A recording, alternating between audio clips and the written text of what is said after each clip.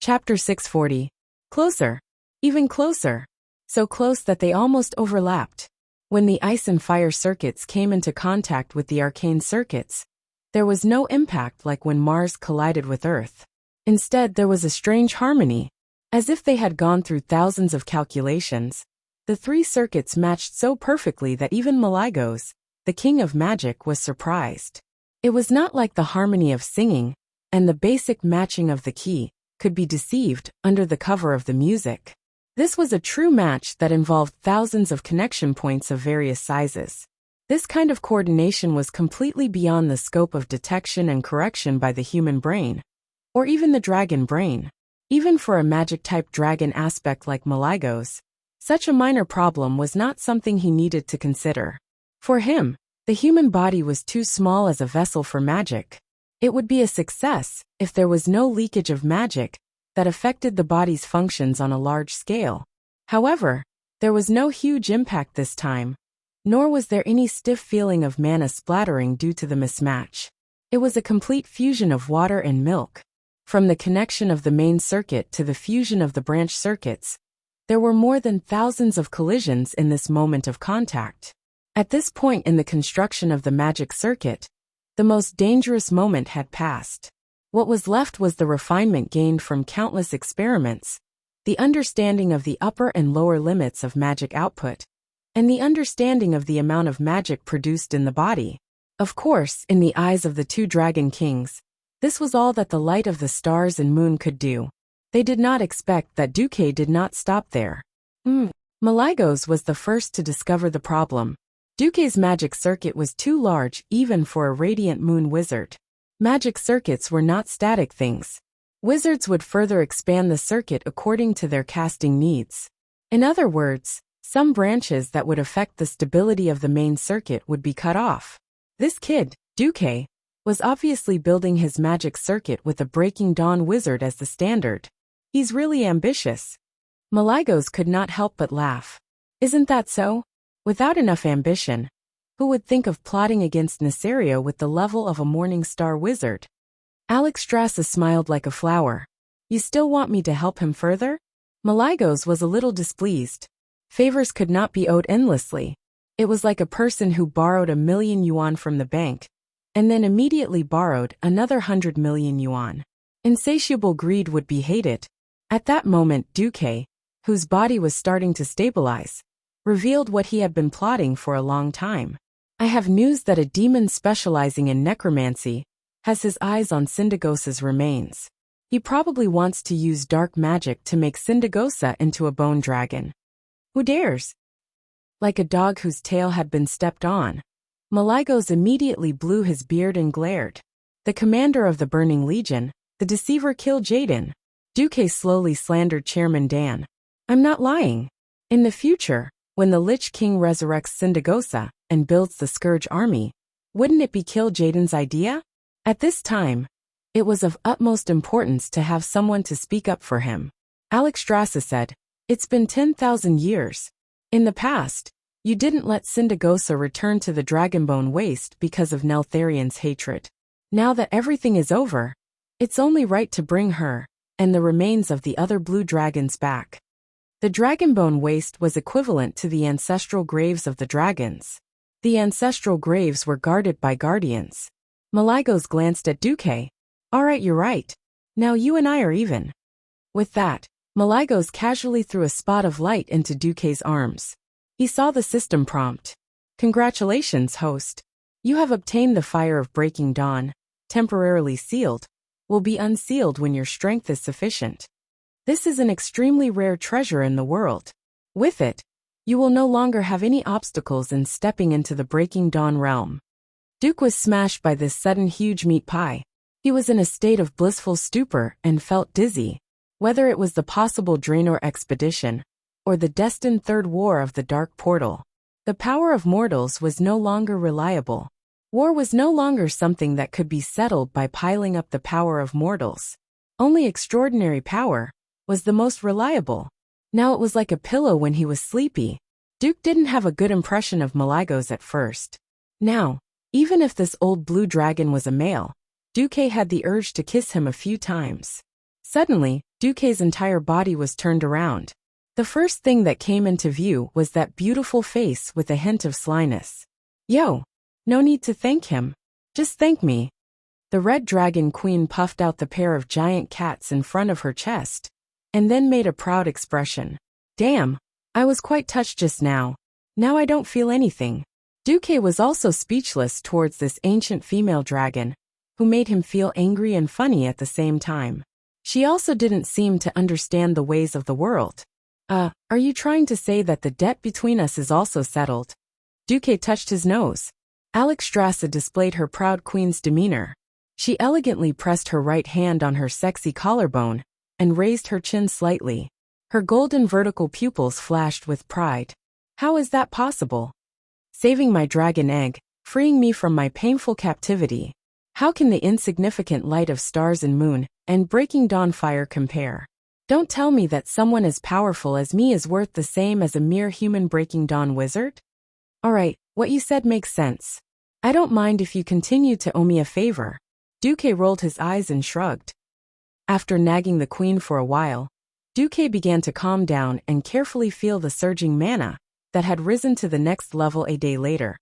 A piece of news shocked the entire Lordaeron. The 17-year-old Duke Marcus had suddenly become a radiant moon wizard. The moment Duque stepped out of the portal, all the high-ranked wizards in Lordaeron sensed it. Morning stars, as the name suggested, were the radiance of their power. In the eyes of others, they were just the light of the stars.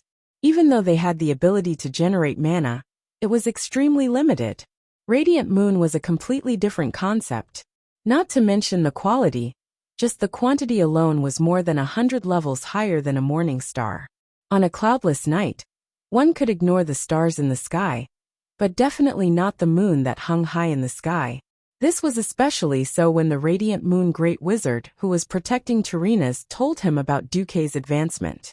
He was stunned for a long time, because be it humans, dwarves, or high elves, any Radiant Moon Wizard would be respectfully addressed as Great Wizard. Chapter 641. A 17-year-old Archmage. Any mage who reached the Archmage level would definitely become an honored guest of any kingdom. He became a great wizard at the age of 17. And he was the only one in the past 1,000 years apart from Medivh.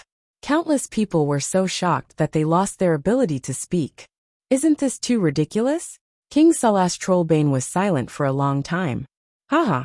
If Duque is willing to admit that he's a dwarf, I'll definitely give him an honorary warrior medal from Iron Furnace Castle. Magni Bronzebeard laughed loudly. We dwarves don't have mages, and Duque isn't a warrior. Muradin Bronzebeard mocked his elder brother. Why isn't he a dwarf? Gerben said regretfully. Of course, the happiest was still Stormwind. Lang received the news. He knew very well that Stormwind was in the process of restoring its kingdom. The ministers of internal affairs obviously wanted to break a copper coin in half, but they still announced on the spot that Stormwind would hold a large banquet to celebrate Duque's promotion. Lang and Dalen had been discussing bilateral trade, but the two kings couldn't wait for Duque to return from the teleportation array, and came together to welcome Duque. Halfway between the venue and the teleportation array, they met Duque, who was already surrounded by the Windrunner sisters. Duque, Lang was overjoyed. Weren't you going to the Dragon's Slumber Temple ceremony? Why did you suddenly promote? I'm curious too, Dalen said. Duque sighed. Sigh. The Blue Dragon King Malygos is very grateful that I helped him avenge his wife's death. He dragged me along, and insisted on teaching me some magic experience. Since the King of Magic is so kind, I can't refuse. I accidentally leveled up. On Duque's right, Aurelia had a hard time holding it in, but she was a sensible woman and barely held back her laughter. On the left, Sasha couldn't hold it in. She covered her mouth secretly, because she was afraid that she would accidentally laugh and cause internal injuries. 2 minutes ago, Duque had just told them that he had shamelessly asked Malygos to return the favor, and then something had happened. Alexstrasza had protected him with her life, which was why he had been promoted with the help of the two Dragon Kings. Now that he was in front of the two kings, how did it become the proud Blue Dragon King, who was kneeling down and licking his boots to promote him? Sasha was not someone who was good at hiding her emotions. Aurelia also had her flaws, but King Dalin did not care. What Dalin cared about was the fact that Duque had advanced. Duke Marcus's rise to power was legendary in the entire alliance, and even the entire human world. In this legend, the only fly in the ointment was Duque's personal strength. Although Duque also had the battle record of killing a sword sage, his combat power was obviously lower than that of Uther, Anduin, and Antonidas. Now, Duque's last shortcoming was made up for. What was presented in front of Dalin was the perfect Duque. Dalin was complimenting him, but no one knew what he was thinking. On the other side, Anduin had also rushed over. He had been attending another meeting, and had galloped here with Mograine. Without saying anything, he went up and gave Linley a bear hug. Ahem! I'm going to die. Let go. You orc in human skin. Duque cursed. Ha ha ha ha. Laughter was heard everywhere. It was a joy to be able to bully a newly advanced archmage. Lang was gratified. Duque's timely promotion had given him hope of reviving the Storm Royal mages. Many of the mages that Duque had won over with the Karazhan library had secretly complained that Duque did not have enough time to guide them. There were also some who saw that Duque's level was not high, and had other thoughts. All of this was solved with Duque's promotion.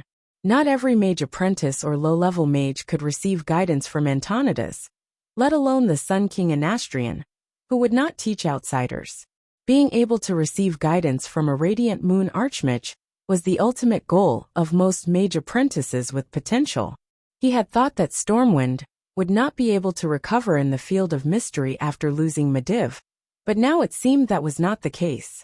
As long as Duque could become a Breaking Dawn mage before the age of 30, no 50, then Stormwind's position in the field of mystery would be as solid as a rock. Unfortunately, Duque had told Lang that Karazhan was a little unstable.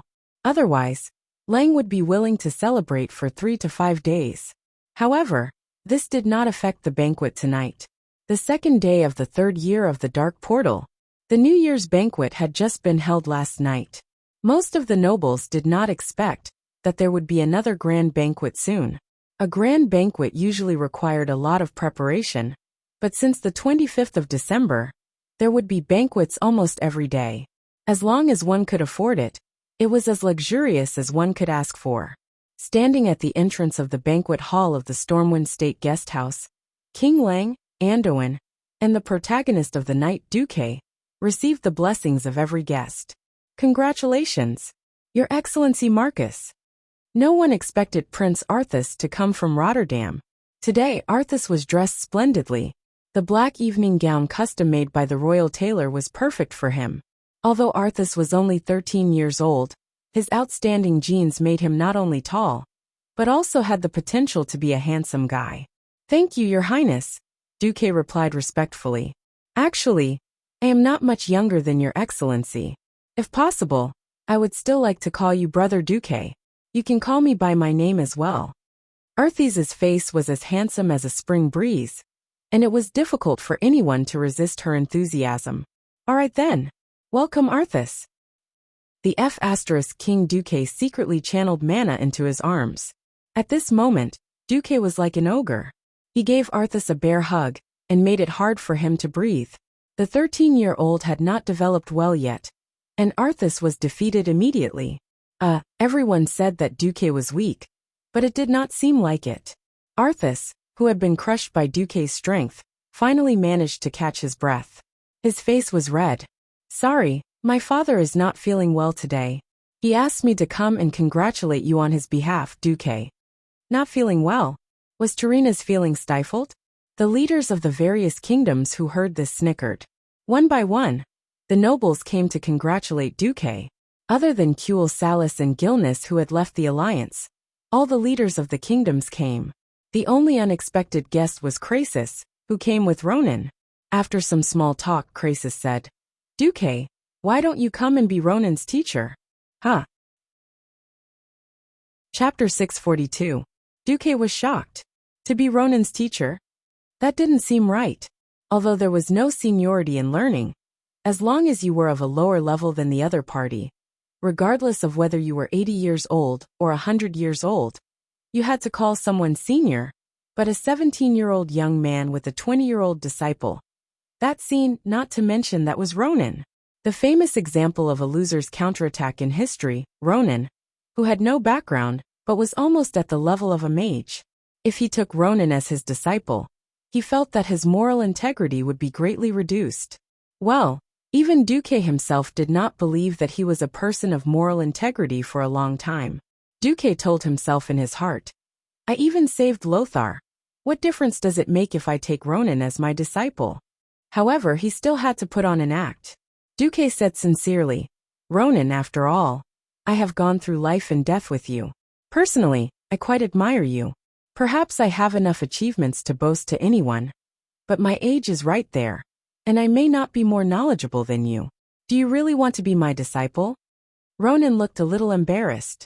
Duque was right, but so what? Duque's resume blinded all the mages. A 17-year-old radiant moon mage, killed the Burning Legion's boss Sargeras, saved hundreds of thousands of Stormwind citizens, transported 50,000 elite soldiers on an ice ship in one night, became the Alliance's deputy commander at the age of 16, led the army to conquer the entire Lordaeron continent, and killed millions of orcs, killed the Sacred Swordsman chief, destroyed a warlock, saved the Red Dragon Queen, killed Nethario. Even though he had gone on adventures with Duque, Ronan knew very well that the one standing in front of him was a living legend of the Alliance. He put one hand on his chest and bowed. No, Lord Marcus is too humble. Your courage is no less than Weather the Lightbringer, who charged against 200,000 orcs with 12 riders. Your wisdom is enough to light up the entire Azeroth's starry sky. I, Ronan, sincerely hope to worship Lord Marcus as my master, to learn how to be a person, to learn wisdom, and to learn the mysteries of magic. These words were definitely not thought up by Ronan himself. If Luo Ning was this good with words, he wouldn't have offended so many people in the first place. Duque shifted his gaze to Krasus's face. The human-shaped red dragon couldn't help but blush. Damn you! He was just short of whistling and pretending to be innocent. Luo Ning panicked and tried to explain. No, Lord Marcus, don't blame Lord Krasus. I was afraid that I would say something wrong, so I asked him for advice. This time, it was Krasus' turn to laugh. Don't underestimate our great hero Duque. If he was such a petty person, no matter how great his achievements were, he wouldn't have been recognized by so many kings. In the direction Krasus was pointing, sure enough, Luo Ning saw the officials of the 9 great kingdoms chatting merrily and wittily. This was a private banquet, but the dignitaries of various countries had come. What was their purpose? This had long since surpassed simple benefits. It was more of a recognition of Duke Marcus. At this moment, Luo Ning's eyes were filled with indescribable envy. This expression lasted for 2 seconds, and then he turned around and bowed deeply towards Duque. I ask Lord Marcus to accept me as a disciple. I might not be able to become a great hero like you, but I still hope that one day, I can become a great arcana master on par with Lord Marcus. Good. I agree. However, calling him Lord Marcus was too distant. You can call me Teacher Duque in the future. Understood, Teacher Duque. Seeing the super awesome person whose name would go down in history actually take him as his master, Duque felt his bones go numb. Even his footsteps were a bit light. After Luo Ning left, Aurelia, dressed in evening clothes, couldn't help but ridicule Duque. Hey, Duque, is taking Luo Ning as a disciple really something to be happy about? Wintessa also came over. Yes, I feel that he's a bit special in arcane magic, but not necessarily outstanding. Don't true geniuses have already shown their talents long ago? No. Duque pretended to shake the index finger of his right hand mysteriously. Rather than doubt, you should believe in my foresight. Speaking of foresight, the Windrunner sisters put their hands on their hips. On this point, they really had to admire Duque. He really made a mistake when using people. Even bringing Marion when saving the Red Dragon Queen could not be said to be a mistake, because judging from how Duque had backfired on Nesario, perhaps Duque had predicted this from the beginning. Duque did not know if he could train Luo Ning well. After all, in the original history, there were 3 great pharaoh of the younger generation. Khadgar, Luoning and Jaina. One became a ghost. One seemed to have been robbed of his role by someone, and became a bit unknown. And the last one was still a lowly, who had not yet expired. Duque silently muttered in his heart, "This is the world's fault." After the Second World War at the Dark Portal, Duque still felt that the world did not seem to have changed as much as he had imagined. However, with this abominable transmigrator stirring up trouble, things seemed to be developing in a strange direction. On the other side, Dylan and Lang seemed to be talking about something, and then Anduin also went over to join in. Looking at the three guys who were beaming with joy, Duque suddenly had a feeling that these three guys were going to cause trouble. Suddenly shivering, Duque had an ominous premonition in his heart. Sure enough, in the next second, three burly animals came together. Duque pulled Luoning over as a shield. "Yo, why are the three of you here together?" "Just in time, let me introduce you. This is my new disciple Luoning. He is extremely talented in arcane magic." Seeing the three nobles at the same time, Luoning was a little confused. Only when Duque secretly kicked him did Luoning come to his senses. "Your Majesty Proudmoore, Your Majesty Rin Commander Lothar, greetings." "Haha, disciple. It's okay, I believe in your judgment." Lothar's loud voice was the first to congratulate him. But Lang, for some reason, Duque always felt that Lang's gaze seemed to be telling him, "Duque, you brought this upon yourself? Did I do something wrong? Duque, you've started to accept disciples?" Dylene's eyes were playful. Can't I? At least I can be respectfully addressed as the Great Mage," Duque replied with his hands on his waist. No, I very much recognize your strength. Since you've already accepted a disciple, why don't you also accept a genius in frost magic?" "Who?" As soon as he asked, Duque felt a little regretful. He already knew the answer. "Yo, Jaina, come here for a while," Dylan called out to his daughter. Duque clenched his teeth, looking as if he had a toothache. The next moment, Duque saw a golden-haired lowly in a blue dress with white edges walking over quickly. Chapter 643. Jaina Proudmoore. She was the famous girl who sold her father. Now she was still a lowly who had not yet expired. When Duque saw Jaina again, he was shocked. The 13-year-old Jaina was already beautiful beyond the mortal world. After not seeing her for more than a year, the girl's puberty was obvious. She had inherited her mother's beauty. The influence of puberty had affected her, and the curve of her, but had become beautiful. Her chest, which used to be exquisite, had now become seductive. The unripe fruit had also begun to grow into a ripe peach? Congratulations, Master Duque. Seeing Jaina give him a well-behaved lady's bow, Duke's mind was in a trance. His eyes were seeing things, and his ears were hearing things. Jaina tilted her head and said to Duque, "Brother, although I don't mind according to the law, if you push me down, you will be sentenced to at least 3 years in prison, and the highest is life."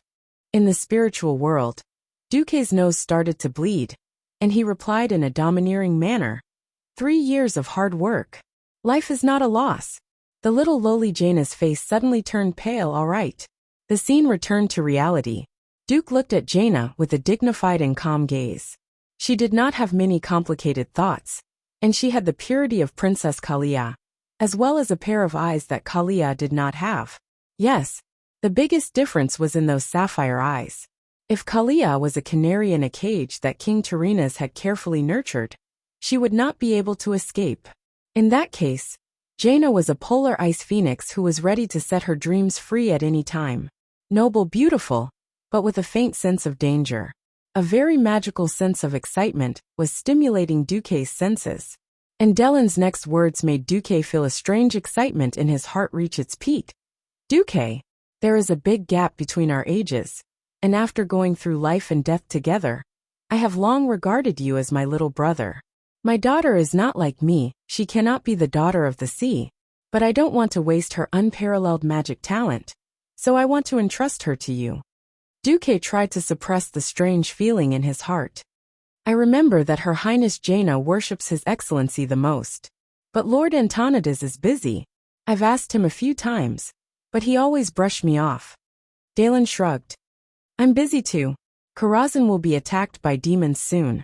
Even if I do, I still have to rebuild Stormwind, Duque said shamelessly. Suddenly, Antonidas came over. Are you trying to say that you have less energy than an old man like me? You bastard! Did you guys discuss this beforehand? Duque seemed to want to refuse. I'm sorry.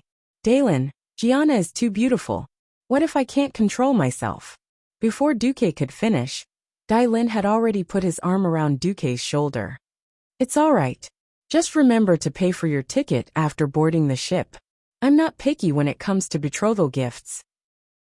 Just give me a deepwater port as a betrothal gift. Father! Jaina was so embarrassed that she stomped her feet anxiously. Although she'd heard that her father wanted to betroth her to Duque, it was still embarrassing for a noble princess to say it in public. Dear, I'm just saying. Dai Lin comforted his daughter casually.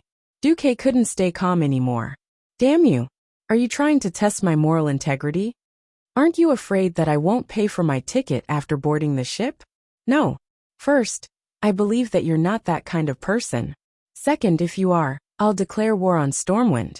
Even if all the men in the country die, I'll kill you. When Dai Lin said this, Duque's face turned green. Bullsh *T. He might even become the son-in-law of the Proudmoore family. If he taught her well, there would be no benefit at all. Only a ghost would do that. Please forgive me for firmly rejecting you, Duque said firmly. Don't be in such a hurry to reject me. At this time, Lang and Andoin came up. Andoin put his hand on Duque's shoulder and showed him a contract made of craft paper.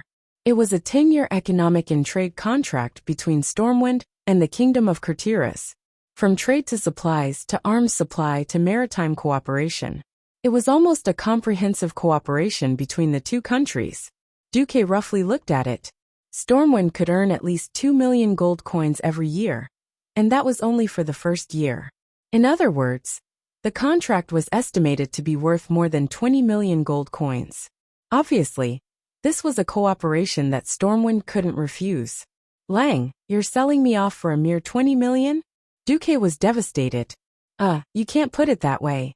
Princess Jaina will return to Kultiras after studying under you until she's 20. Or if she reaches the Radiant Moon rank early. Or if you marry another noble, Leon said, a little embarrassed. Duque vomited 3 liters of blood. The other party wasn't trying to force it onto them unreasonably. Teaching someone's daughter would earn him 20 million gold coins in net profit. Although it would be split for 10 years. Duque knew very well that the southern continent's Iron Furnace Fort and Stormwind City would have nothing to do with the third battle of the Dark Portal. As long as they survived the wave of Nazul, Stormwind would welcome a 10-year development period. Moreover, becoming enemies with Kurtiras would not benefit Stormwind at all. Before the underground train tunnel was open to the Iron Furnace Fort, Stormwind's only way to communicate with the outside world was through the sea. There was no need to go north through the burning steppes. The Black Iron Dwarves who opposed the Bronzebeard Dwarves were at the bottom of the Black Rock Mountain. Going there for trade would be suicide. Duque looked at Lang and Andoin, then at Dalen and Antonidas. These old foxes all had an invisible devil's tail on their buttocks, wagging it as they snickered. Lang Andoin, is there really no room for discussion? Duque asked.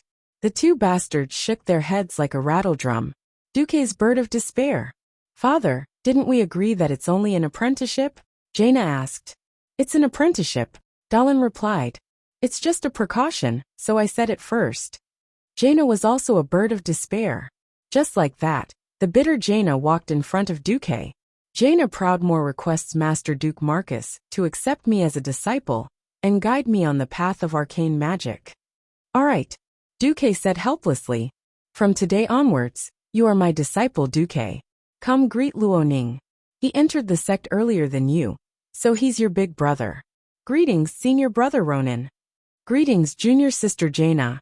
Ronan was older, so Jaina's greeting was not out of place. At this time, Dalen suddenly said, Duque, I know my daughter is a little smart and has all kinds of ideas. I'm afraid you won't be able to control her. How about this, I'll give you my sword. I, Dalen, hereby swear in the name of Proudmoore that I will give Duke Marcus the right to discipline my daughter Jaina. If Jaina does anything that goes against the rules of humanity, Master Duque can use this sword to punish Jaina. Idalin will not object. Chapter 644. Duque was dumbfounded. The leaders of the alliance were dumbfounded. This was an era where nobles controlled society. It was also an era where the spirit of chivalry was important. If a knight felt that his apprentice had violated the spirit of chivalry, he could speak up and kill the apprentice without taking any responsibility. The people around would instead praise the knight for putting his own family before justice. However, this rarely happened among nobles, let alone among the royal family. The kings present were all smart people. They quickly understood why Dalen did this. After all, Dalen had put in a lot of effort. Originally, the most ideal successor of Kultiras was the eldest prince, Drake. Drake was an excellent successor who had received Dalen's teachings. Be it in martial arts, style, or courage, he was a model among the princes. Drake, who had been independent since a long time ago, was comparable to his father in terms of leadership. However, Drake had died under the dragon breath of the ancient red dragon Tyrannistus. That was why Dalen had gone on a rampage. Duque had asked for justice for him. Dalen was extremely grateful to Duque. After the grief, Dalen had to face reality. He had to choose a new successor. He only had 2 legitimate children, his second son, Tandred, and his daughter Jaina. No one would care if a noble had 10,000 illegitimate children, but the only legitimate successor recognized by other nobles was the child of a noble lady of the same bloodline. Unless these 2 children also died, it would not be his illegitimate daughter's turn to stand up for him. Since Thoradin the Great, there had never been a female queen in the human kingdom. Dalen knew that his second son, Tandred, was only a mediocre person, while Jaina was extremely talented, both in terms of magic and intelligence. Jaina was still relatively naive now. He was afraid that there would be opponents in the future. If he left Jaina in the country, Tandred would definitely not be Jaina's match if someone ignited Jaina's ambition. Since Thoradin the Great's era, the princesses of the Eastern Kingdom were notoriously hard to find a husband. If they wanted to marry, they had to at least have a noble status. They were either princes or at least dukes. This also depended on whether it could bring enough benefits to the country, and whether the other country's king would agree.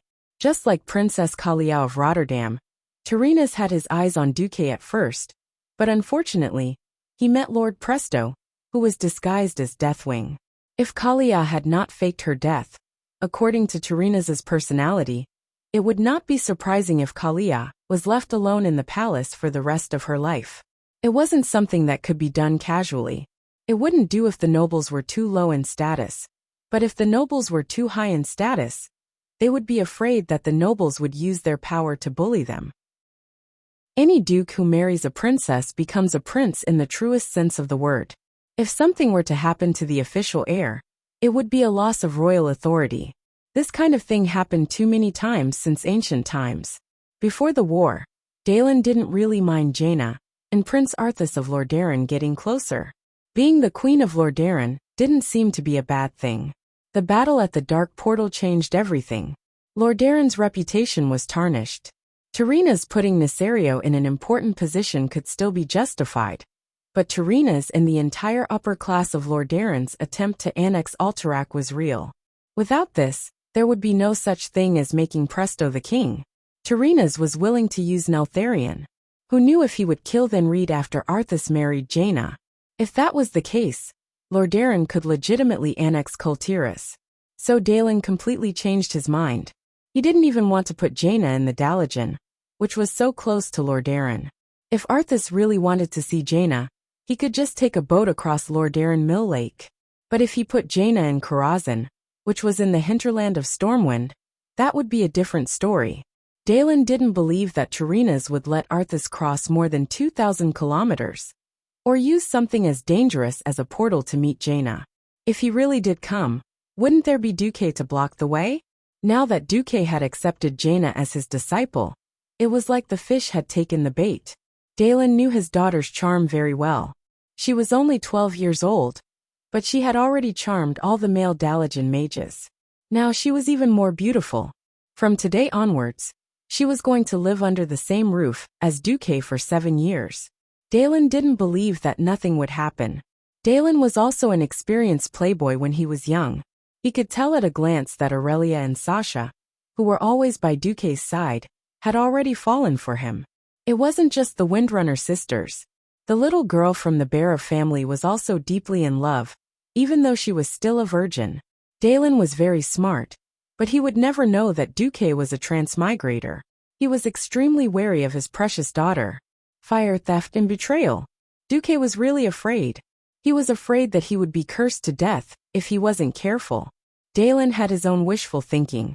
Duque also had his own black-bellied plan. In just 2 minutes, a set of the real black-bellied lowly training plan had been born in Duque's mind. However, Duque, who was possessed by the best actor, didn't let anyone notice anything amiss. Everyone, while we're celebrating Duque's promotion to a Radiant Moon Archmage, I'd like to announce a piece of good news. My daughter Jaina is going to be Duque's disciple. She's going to learn the secrets of magic from Duque. Dalen struck while the iron was hot and announced it publicly. This instantly ignited the enthusiasm of the big shots in the alliance. Congratulations! This was the blessing of the neutral King Salas. Wow! Are you sure it's her teacher and not her husband? This was the ridicule of the dwarf King Magni. That's right, that's right. This was the cheering of the crowd. Kudrin. Yo! Duque, don't misguide the magic genius Jaina. In my opinion, Jaina's talent is astonishing. She'll at least become a Radiant Moon Archmage in the future. The old fool Antonidas teased. Then, Duque, as a teacher, shouldn't you give your disciple a presentable gift? Jerbin, you damned shortest of them all. I'll remember you. With so many kings jeering and nobles watching, if Duque didn't take out something good, how would he be able to mingle in the alliance's upper echelons? Duque didn't hesitate either. Greetings, Teacher Marcus. When Ronan knelt on one knee and Jaina kowtowed, Duque took out 2 pieces of magic equipment.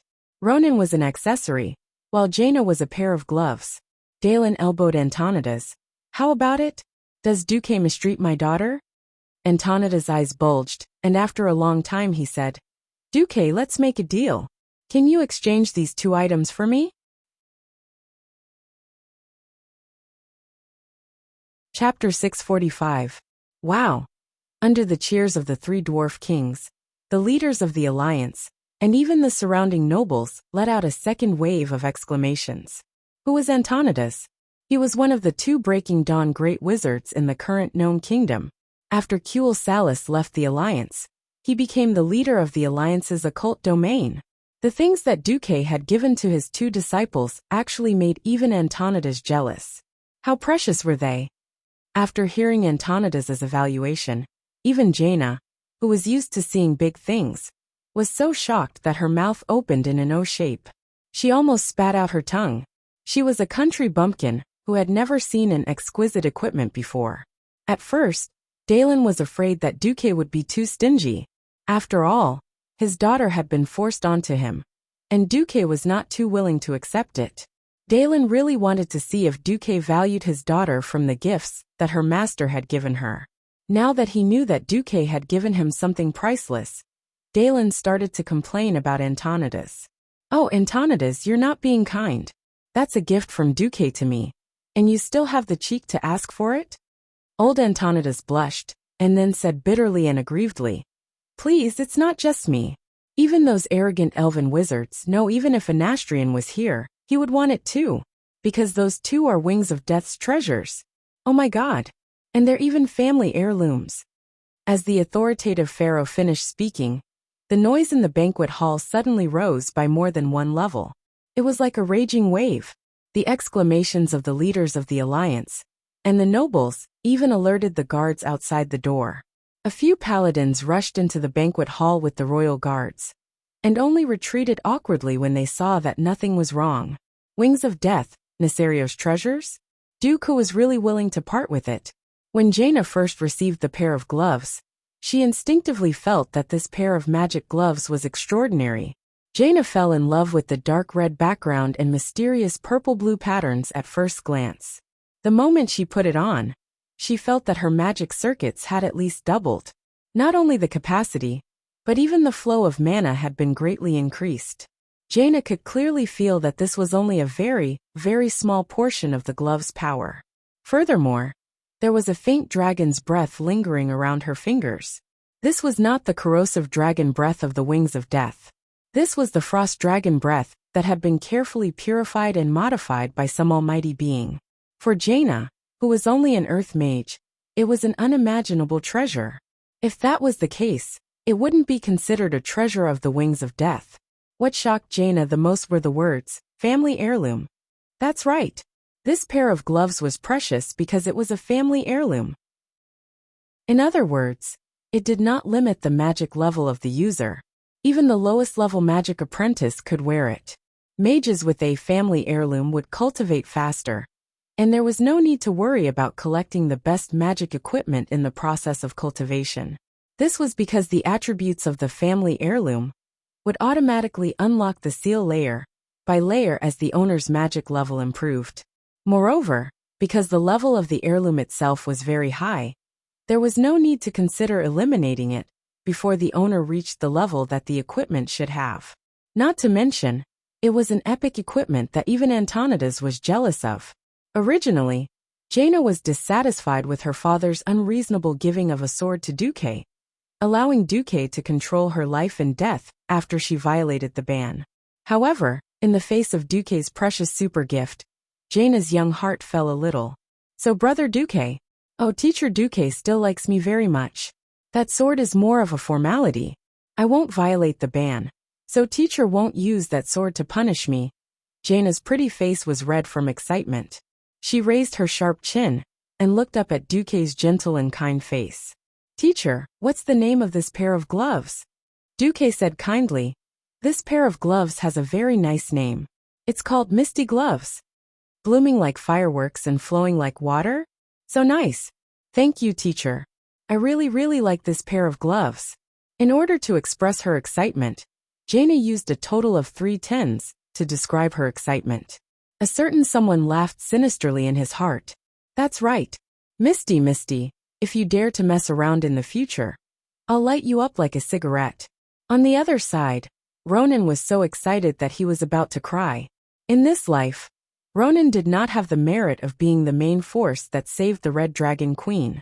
Even though he did not kill any of his teammates this time, he was still not well received in the Dalajan. His days were miserable. Originally, Ronan had become Duque's disciple under Krasis' suggestion, but he never thought that Duque would really take him in. He was already overjoyed that Duque had taken him in. Who would have thought that Duque would be so rich as to take out 2 rare treasures from the wings of death as gifts? Looking at the accessory that looked like half a small stone slab in his hands, Ronan was speechless for a long time. Even a magician's apprentice could feel the unparalleled power contained within it, as well as the mysterious mana amplification. This was not just a simple mana amplification. Ronan could feel that when he started casting spells, the accessory would give him more than just a single level of amplification. It might even give him 2 or 3 levels of amplification. This was a peerless treasure that any magician could only dream of. Teacher Duque actually gave such an amazing item away just like that. Just how much does Teacher think of me? Tears were already welling up in Ronan's eyes. Teacher, thank you. I. Unable to express his excitement with words, Ronan ran in front of Duque and kowtowed heavily. In this era, only the lowliest citizens would have to kowtow like this when they saw their leader. Even if Duque was a teacher, it was still a bit exaggerated. But everyone could understand. Behind King Dalen, Dalen's old lover and personal bodyguard, Jaina Goldsword, did not hide her envy. She whispered into Dalen's ear, I'm so jealous of Jaina. If someone gave me this before I met you, I would sleep with them for the rest of my life, not to mention kowtowing. Dalen knew that his old lover was joking, but he was still deeply touched. Duque helped Ronan up. Get up. This accessory of yours is called Unruly Will. Just like Jaina's, it's a rare treasure. Duque lied with a straight face. Chapter 646. An accessory that could temporarily increase intelligence every time a damaging spell was cast for 10 seconds, and could stack up to 10 times. Even if it seemed to be the same level as the glove next door, could its actual combat effect be the same? In the game, players would pray every week to open 3 of these items at once, and it was best to wear 2 at the same time. Would it be an ordinary item? Not to mention Ronan and Jaina, even Antonidas had never seen unruly wool before. Only those who had used it knew that this was a divine item that mages of the same level could only dream of. Especially for a mage like Ronan, who had a high explosive hairstyle. It was like adding wings to a tiger. Anyone who touched this thing would be killed. Think about it. The guy opposite him had been holding his breath until his face was red, and he had held his breath to fire a .38 caliber pistol bullet. Who would have thought that the next moment it would be a .5 caliber sniper rifle bullet, and the next moment it would be a howitzer? Every time a spell was cast, the damage could be stacked, and the damage could be stacked 10 times in one go. Behind Duque's seemingly fair appearance, he was a classic case of favoritism. It wasn't just any ordinary favoritism, but a direct one. 9. The kind of favoritism that could tip the scales. Everyone only knew that they were all from Nisario. But who knew that there were subdivided production versions of the same boss, ordinary version and elite version? Yes, Jaina's smoke glove was the production version, and Ronan's was the elite version. The unruly will of the same level, and Duque had another one on his waist. Duque didn't know why there were 2 identical unruly will on Deathwing. After he tried to wear both at the same time and failed, he simply did it as a favor. Anyway, it was definitely not a loss to give it to Ronan. Cough cough. Seeing Ronan kneel to him so sincerely, even the thick-skinned Duque felt a little hot. Thinking about it, Duque felt a little relieved. Not to mention anything else, even if he was biased, so what? Not every talented mage could have an heirloom modified from Deathwing's exquisite equipment. One had to know that the modifier was the Red Dragon Queen, life-giver Alexstrasza. And this was just something that a certain queen casually did. Although that fellow kept saying that there would be a heavy reward, Duque didn't even see what the hell the so-called heavy reward was until he left the Dragon Sleep Temple. Duque wasn't in a hurry. As long as his relationship with Alexstrasza and the Crimson Dragon Legion was solid enough, it would be fine. At this moment, everyone present applauded. Magni said carelessly, "All right. Even I, the king, am envious. The 2 of you are so lucky to have such a generous teacher." Krasus smiled at Ronan. "Congratulations, Ronan." "Yes, thank you." Ronan started crying. Dylan was both happy and a little jealous. Although he had pushed Jaina away for the stability and continuity of the kingdom, she was still his daughter. Seeing how well Duque treated her, Dylan felt a little sad. "Remember to listen to Teacher Duque." "Yes, father," Jaina replied softly. She then lowered her head and stared blankly at the magnificent and powerful pair of gloves. The banquet ended with a round of well wishes. From today onwards, Ronan and Jaina would follow Duque. Ronan had nothing to worry about, so he directly followed Duque to the state guest house in Stormwind. Jaina was a little more troublesome. She still had to move things from Dalajan to Karazhan, and she would meet up with Duque later. It was late at night. When Duque returned to his room, he was surprised to find that Alugia was helping him prepare the bed. This kind of thing can be left to the maids." Duque was a little embarrassed. "I don't feel safe leaving it to the maids of Lord Aaron. This used to be done by Vanessa. She's not here, and I have nothing to do anyway, so I might as well do it." Alugia, who hadn't even changed out of her evening gown, rushed over and carefully made the bed. Duque felt a strange sense of warmth in his heart. "That's enough. The bed will be messy again in a while." Duque was speaking the truth. As a college pervert, as an evil person who didn't make his bed, he really didn't understand the meaning of making his bed. So for a long time his bed was a dog's kennel. "If the bed is clean and tidy, Aurelia and Miss Sasha will be happy," Alugia said calmly. What a good girl. If he hadn't met Aurelia before, Duque might have fallen in love with Alugia first. It was rare that Alugia came from a prestigious family, but she didn't put on airs at all. The inexplicable feeling in Duque's heart became more and more fervent. His arms crossed over the beautiful girl's shoulders and gently hugged Alugia from behind. Duque could feel the girl's body temperature rising rapidly in his arms. Duque opened his palm, revealing a strange ornament that looked like a ring. There was a cold and gentle electric light in the blue and white outer ring. This is right next to Olivia's ear. Duque's manly hot breath made the young lady of the Bearer family go limp. This is called capacitor. I got it when I joined forces with Lothar to kill a powerful demon in Karazhan. Although it's not a high-grade item, I think it suits you very well. Really? Can I? Olivia seemed to be in slight disbelief. Even her outstretched hands were trembling slightly. After taking the ornament from Duque's palm, she stared at it for a long time. Then, she clenched it tightly with both hands and placed it closest to her heart. Ugh! Duque didn't understand why Olivia was so excited. I know very well that my talent in magic isn't very good. Mother said that I can still hope to become a morning star mage in this lifetime, but it's hard to hope for anything higher. I may not be of much help in the field of magic in the future, so I only pray that I can do what I can. Hearing this, Duque fell silent. That's right. Even in the original history, Olivia was only a third-rate boss in scholomance. Compared to Ronan and Jaina, her talent was like the difference between a firefly and a star. If Duke Barev hadn't sold food to help the refugees of Stormwind, he wouldn't have met, gotten to know Olivia. It had been almost 3 years since he transmigrated to Azeroth. His growth had long left many of his contemporaries far behind. But Duque was very clear that he wasn't someone who didn't care about old friendships. At this moment Olivia suddenly spoke. Duque, if you think it's necessary to marry Miss Jaina, then just marry her. I'm a girl from a declining family. As long as I can have a small corner in your heart, I'll be satisfied. Duque was shocked. Chapter 647. He understood what was going on with Olivia's sadness.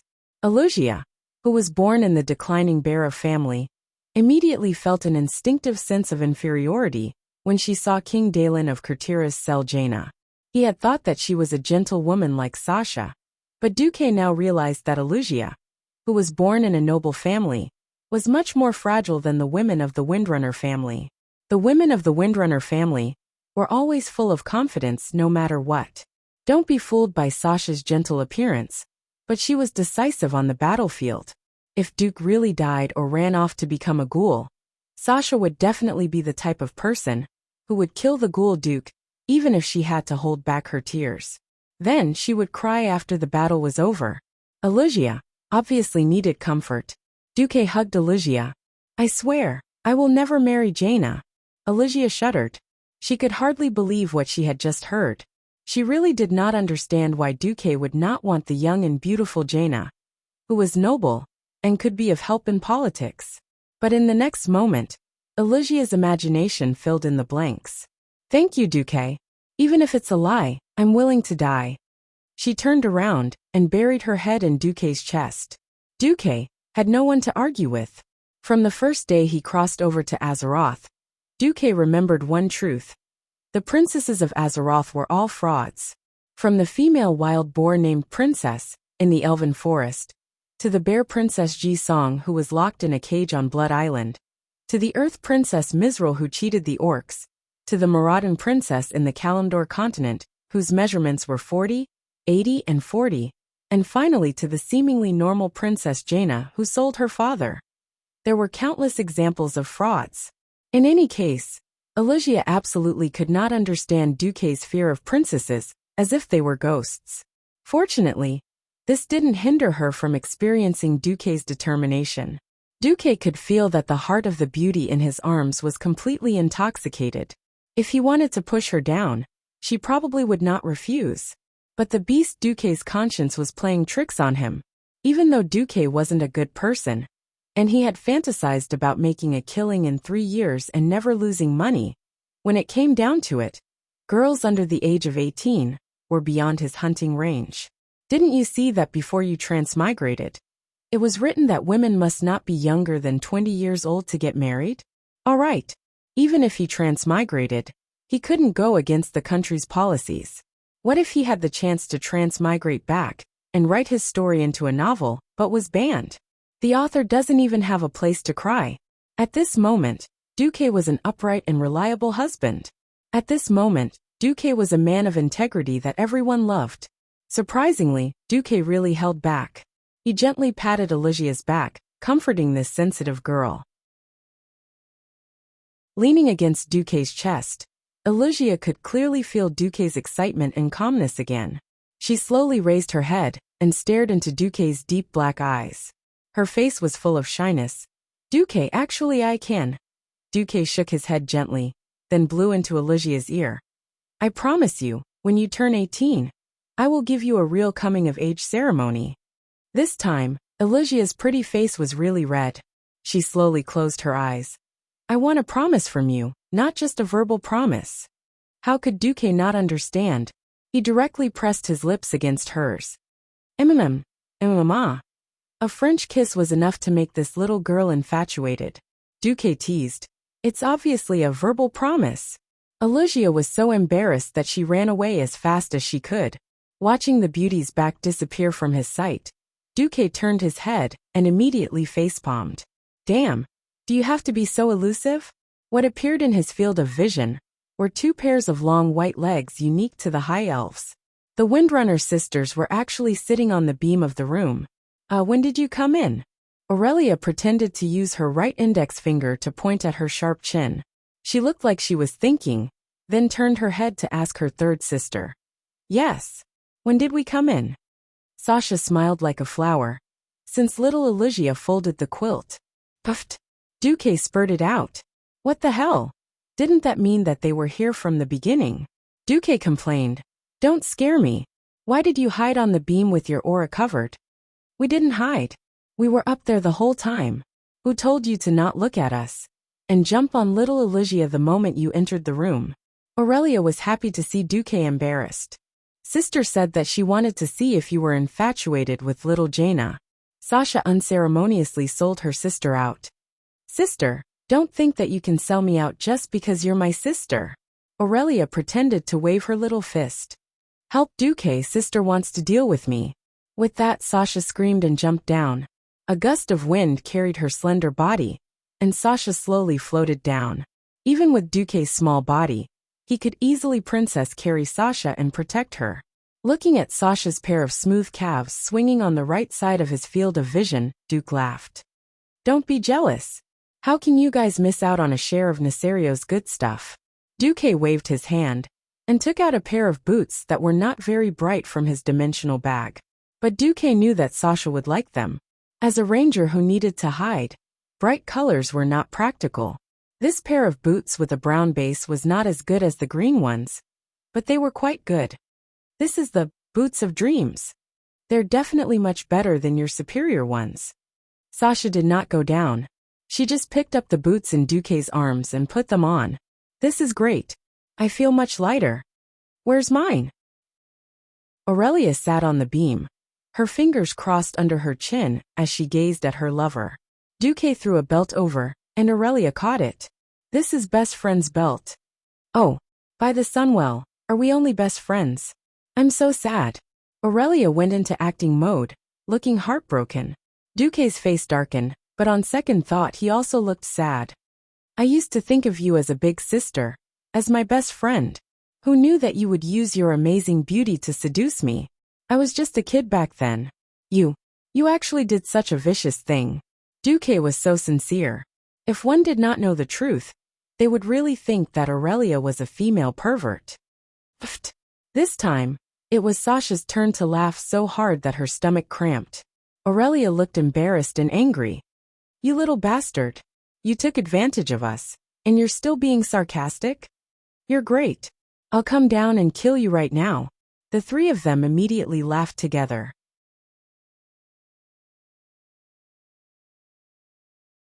Chapter 648. The whole night was filled with fairies fighting. Oh, fighting fairies.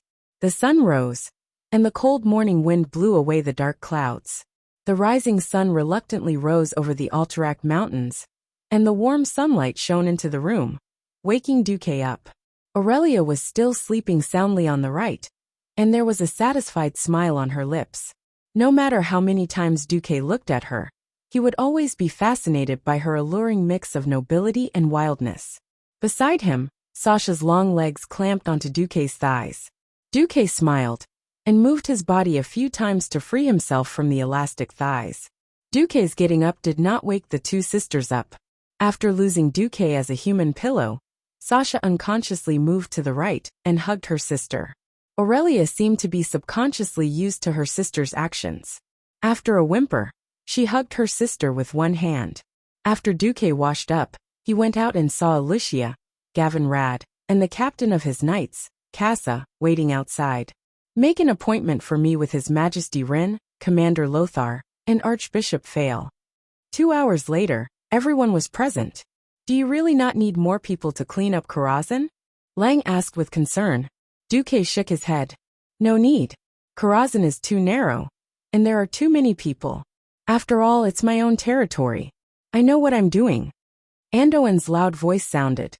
Duque is right. That damned place. It's useless to have too many people there. Besides, these elites can protect themselves anywhere in the world, let alone Karazhan. Looking around, Duque's Karazhan raid team was gorgeous. The warrior and main tank was Muradin Bronzebeard, who had run over after hearing the news. The vanguard was Gavin Rad and Tyrion Fordring, 2 first-generation paladins. The thief was Edwin Van Cleef.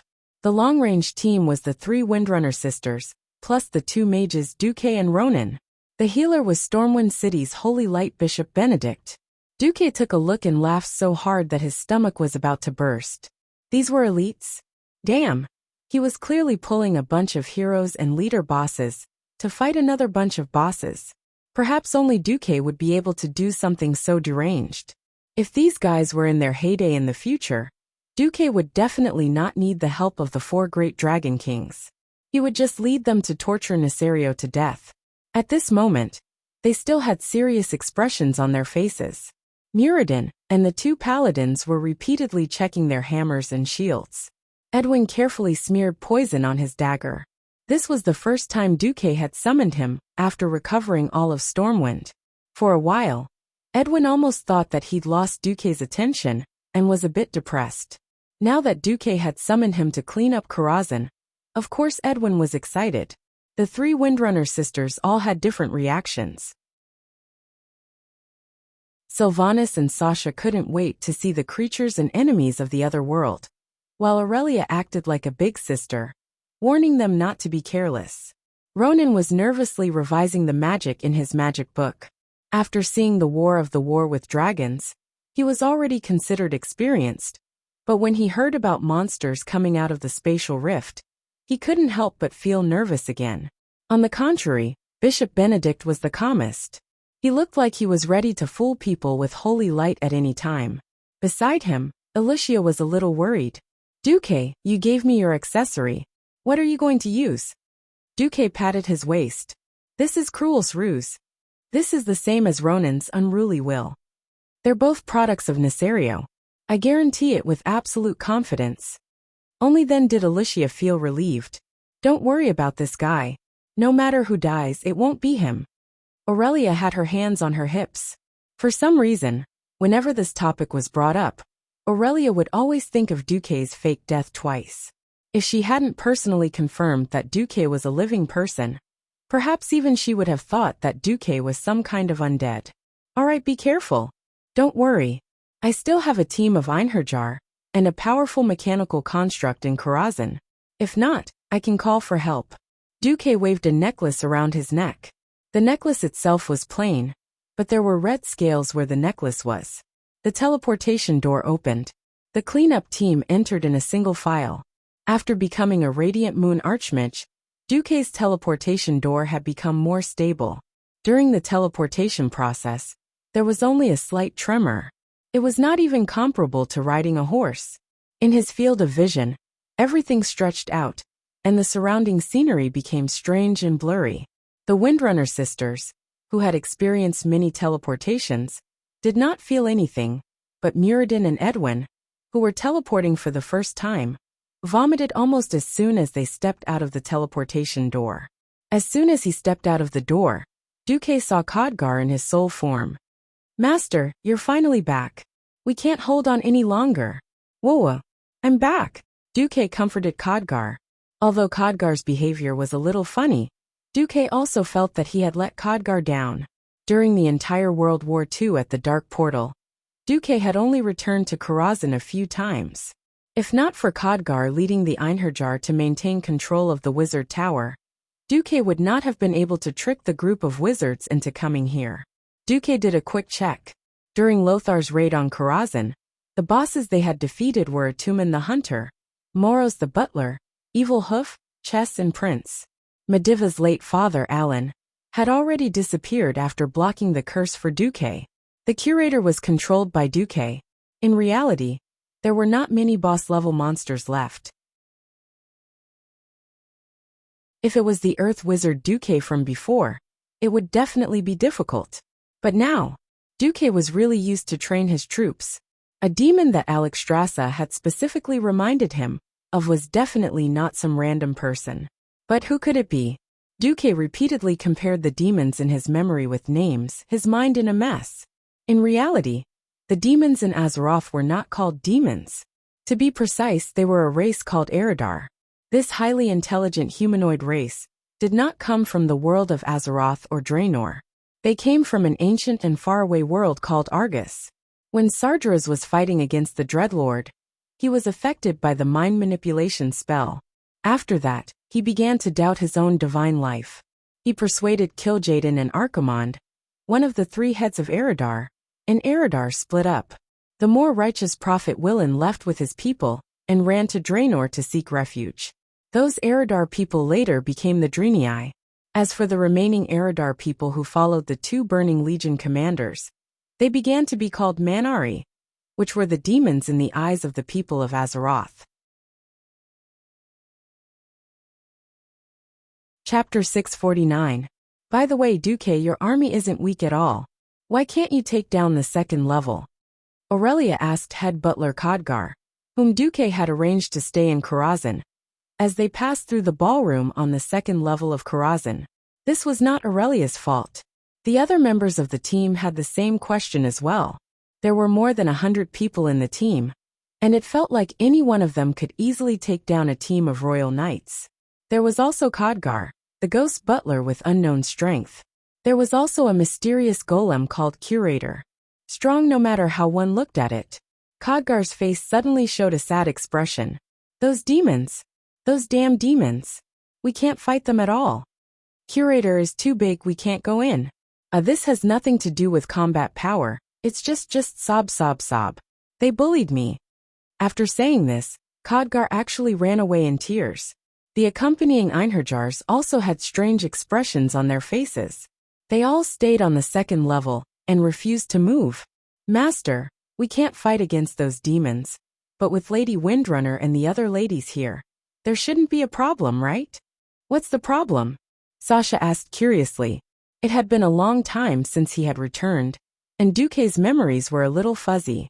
But when he went up the stairs and heard a flirtatious and seductive female voice coming from the corridor ahead, the dust-covered memories reopened. Damn it! No wonder that brat Khadgar lost so badly. Why isn't that Khadgar coming? Things just got interesting the last time. Sigh. It's always over so quickly. A ghost mage. Well, the process itself is quite interesting. Looking at the flirtatious female attendants in revealing clothes not far from the guest hall, Duque's side thought of Khadgar's escape, and a few men laughed shamelessly. Duque was speechless. He face-bombed, not wanting to say anything. Wow! Gavin Rad whistled. I like this style, it's a pity. That's right. What a pity. The female attendants at the front were extremely attractive. They had round faces, perky buttocks and long white legs. They had everything that should be there. They were definitely in line with the visual sense of a normal man. Coquettish sluts could attract men's attention no matter where they were. If they weren't succubi. At this moment, the three Windrunner sisters surrounded Duque. Aurelia rolled her eyes. Fortunately, I've been by your side for the past year. Otherwise, I would have doubted your taste. This time, Sasha did not compromise. Humph. If you bring such a fellow into the house, my sister and I will leave at once. Duque surrendered. Please, this is Karazhan, the connecting point of countless voids. It wasn't strange for any kind of person to come out. Leave this kind of woman for Gavin Rad. Gavin Rad immediately protested. Hey, I'm a first-generation holy knight. As someone with an incomparably noble character and sentiments, only a woman who also emits holy light can move my heart. Oh, she must have a good figure. I don't want a beautiful woman who doesn't conform to the golden ratio. Hee. Duque shamelessly smiled mysteriously. Aurelia raised the hunting bow in her hand and seemed to be pointing at something. Then, Duque, you don't mind if I get rid of these pretty vases, right? Why would I have any objections? Succubi were extremely lethal to every male. Men would always find it hard to resist charm-type skills. It seemed like Khadgar's moral integrity was lost here and could not be retrieved. But Duke didn't understand. Why didn't Khadgar's soul scatter and scatter? What the three Windstalker sisters practiced was the lying corpse archery. After a wave of shio sounds, Gavin Rad watched with regret as those balls, butts and legs all turned into raging flames, disappearing from his field of view. Everyone continued down the corridor. After clearing out the phantom guardians in 2 rooms, a dignified female voice suddenly sounded. Intruders! Your actions are unforgivable. Impure thoughts will lead to blasphemous actions. You must be purified. Come, let me, as the Saintess of Chastity, be your opponent. Muradin and Edwin, who were leading the charge, were stunned. The next second, the bastard dwarf pointed to the front shamelessly. There, Gavinrad, your favorite woman who emits holy light is here. Do you want to talk to her? Just one look and Gavinrad felt unwell. Damn! What the hell was that? It was true that she emitted holy light. The golden ratio was true. It was also true that she was a woman. And the Saintess of Chastity. But, why the hell were you a 10-meter tall stone giant? What happened to the fun and flirting?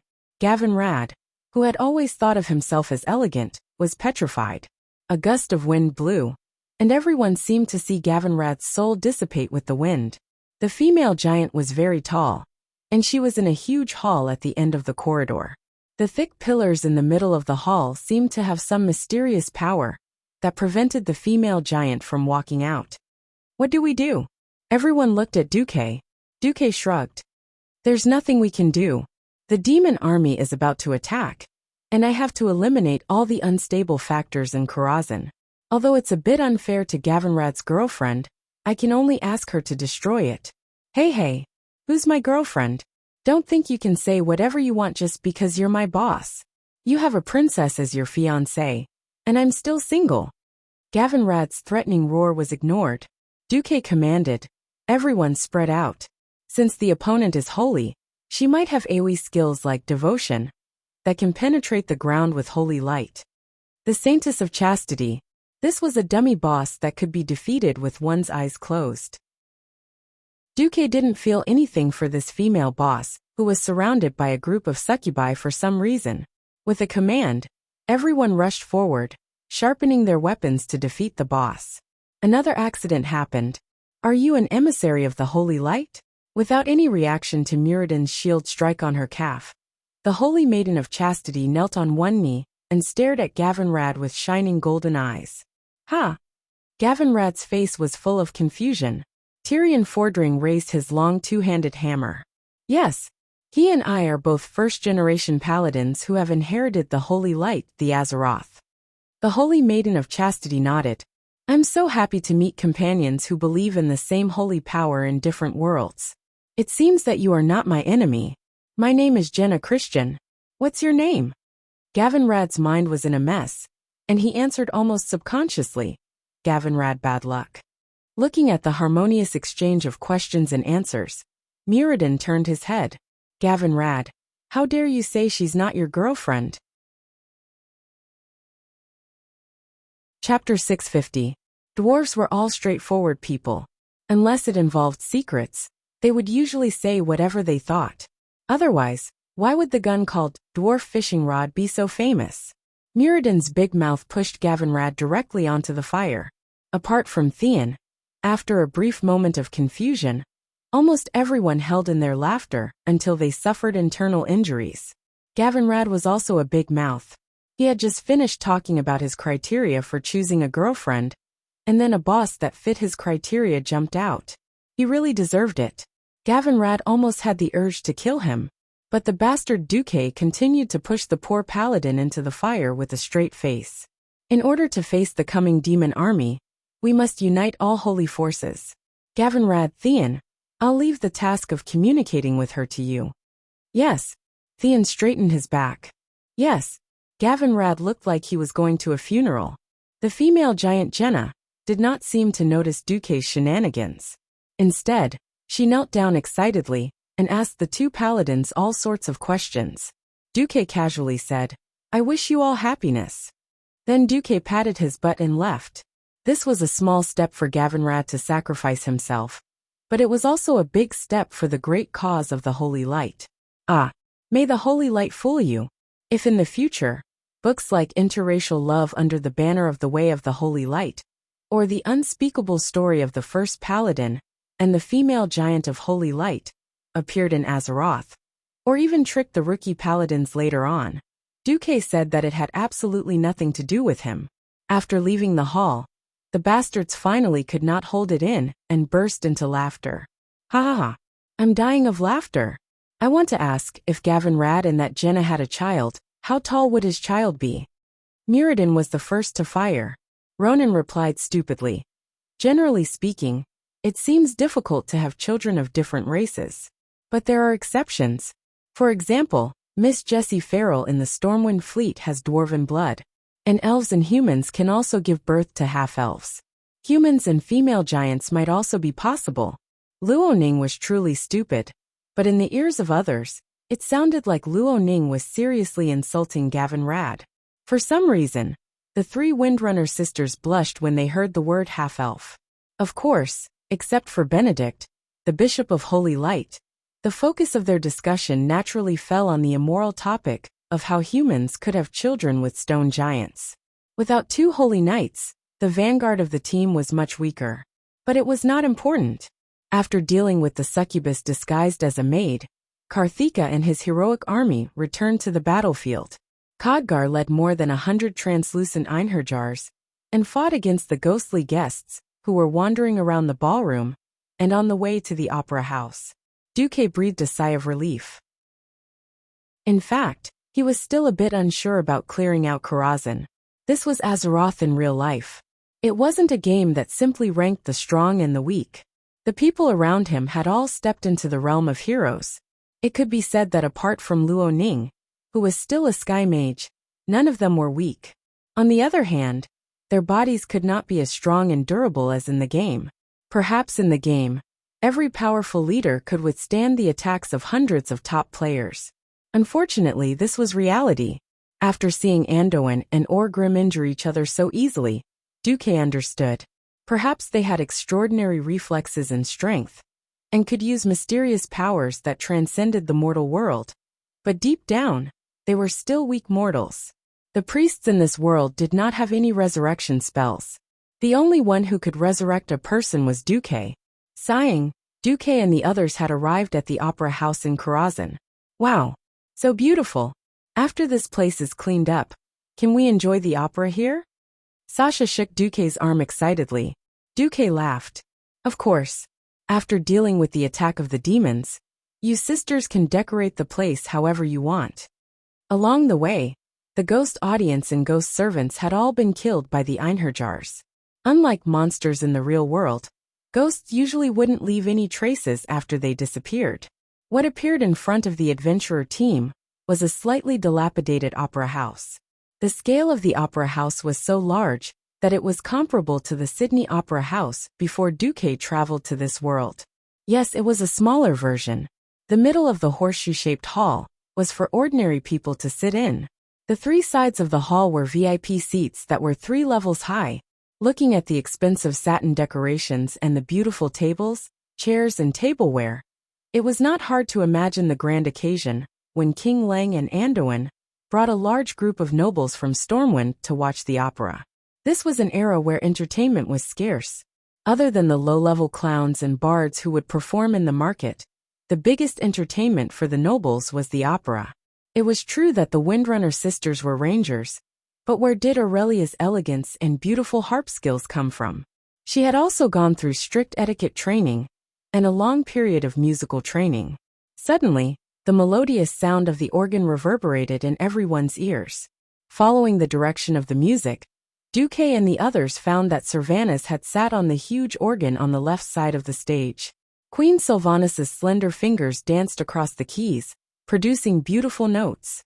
In a trance, everyone saw a lush green forest, smelled the fragrance of flowers mixed with the fragrance of the earth, and heard the chirping of birds echoing in the forest. Everyone was mesmerized by it. Before they knew it, the song had ended. It was not just Duque and the others. Even the Einherjars gave Servanas a warm applause. Servanas sighed. Duque, you have so many good things here. There are only 2 such national treasures in the whole of Cuel Salis. Duque shrugged. If you like it, you can come here every day. I won't be in your way. Queen Sylvanas rolled her eyes at Duque with a complicated expression. Humph. Duque was a little confused. He turned to Aurelia and asked, Did I piss her off? Aurelia covered her mouth and snickered. I won't tell you my sister's secret. Look, Duque, can I go on the stage?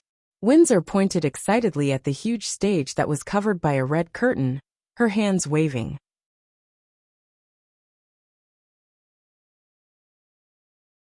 Chapter 651. Of that stage. It had been so easy to get here that Duque had almost forgotten about the stage. Coming back to his senses, Duque immediately stopped Sasha. Wait, I sense a strong presence behind the curtains. Perhaps Duque's expression was too real, or perhaps Duque was too cool. The moment Duque finished speaking, Edwin Van Cleef's expression changed. The 3 Windrunner sisters' expressions changed as well. It would be their fault if they failed to find the enemy. My apologies, Grand Duke. Edwin immediately apologized. Duque waved his hand. It's not your fault. You are not the master of Karazhan. You cannot understand the spatial structure here. It's another world behind the curtains. Even with Duque's words, everyone stopped underestimating him. Just now, the curtains were less than 5 meters away from the audience. Because they were surrounded by Einherjars, everyone was more relaxed. Even Benedict, who was the core of the team and should be protected, was exposed in front of the stage. At this point in time, many powerful healing spells for holy knights had not been developed, and there were no holy knights who specialized in spiritual healing spells. The druids from the Night Elves had not joined the alliance yet. The priest was the main healer of the team. It was hard to imagine that if 2 arrows were shot from behind the curtains, the team would collapse. The only good thing was that this was Duque's home field. At least there was a way out. After a while, Gavinrad and Tyrion arrived. She agreed. Duque asked. Yes, Lady Christine was thrown here by the spatial turbulence. Even she doesn't know the way back. If it's to fight against evil demons, she's willing to be the protector of Karazhan, Gavinrad replied seriously. The atmosphere had been good. The Bronzebeard family's big mouth had easily stepped on a certain holy knight's tail. TCH. I thought she agreed to your proposal. Mirrodin, you bastard. I'll duel you when we get out. Gavinrad was furious. Let's duel then, who's afraid of who? Mirrodin was also stubborn. Alright, after we get out, it's up to you how you want to fight. But for now, don't cause any more trouble. If you really want a duel, I'll be the one to decide the weapon. Duque suppressed the 2 clowns with a single sentence. At this time, Khadgar returned. We've cleared the ghost actors ahead, but we can't find the way. A strange spatial layer had sealed off the original path. And we found a strange spirit. A special ghost. Sasha's eyes lit up. No. It should be said that the eyes of the 3 Windrunner sisters were frighteningly bright. It was difficult for them to resist the temptation of new things. Following the passage on the right side of the opera house, Duque and the rest followed the only passage to the backstage of the stage. At the end of the passage, they saw a male ghost announcer in formal attire.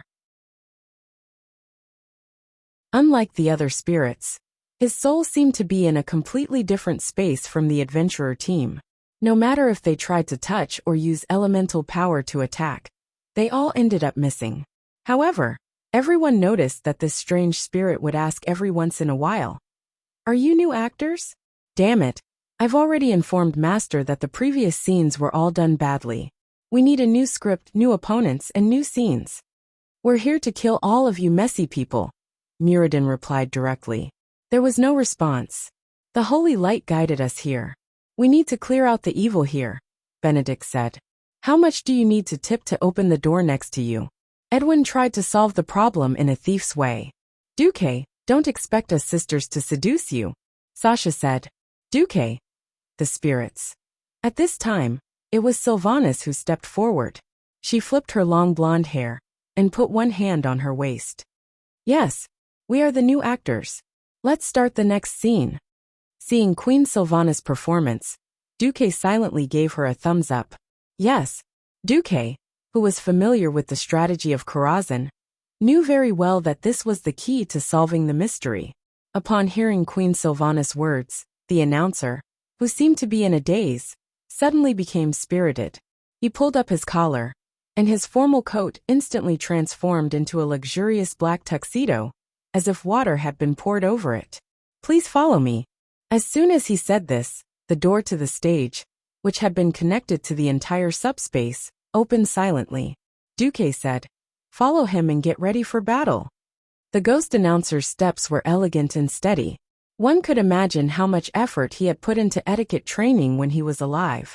Walking to the center of the nearly 40-meter-wide stage, he turned to the already empty auditorium and said loudly, Ladies and gentlemen, welcome to tonight's performance.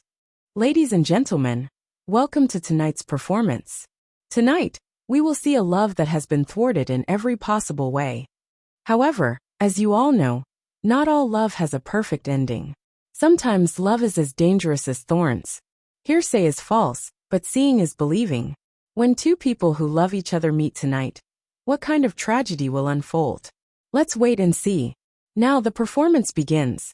Duque, who had played Karazhan countless times in the past, knew almost as soon as he heard the opening remarks that the bosses this time were Romeo and Juliet.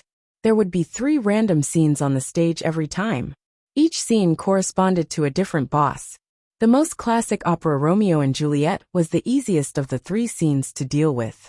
As long as the boss of this adulterous couple dies within 5 seconds, it will be considered a pass. At this time, the red curtain began to rise slowly. Muradin, who was standing at the front of the team, slapped his shield with a one-handed hammer, making a loud clang. You guys hide behind me and attack without worry. I, Muradin, will be your shield and protect you. The outermost curtain rose, and when there was only a transparent white gauze curtain left, the light inside lit up, and a slim figure of a woman appeared in everyone's sight. She raised her right hand in a graceful gesture, as if complaining about herself, and opened her palm, as if to welcome the snowflakes falling from the sky. Juliet opened her mouth. Oh, what kind of demon is love, to torment me like this? Oh, Romeo, my Romeo, where are you? Such a classic line. Muradin was like a bull chewing on peonies. There's no such nonsense in the love of dwarves. Just as everyone was listening attentively to the next line, or preparing to deal with the changes in the next scene, Muradin suddenly poof. After a burst of white smoke came out of his body, he turned into a cute little girl in red.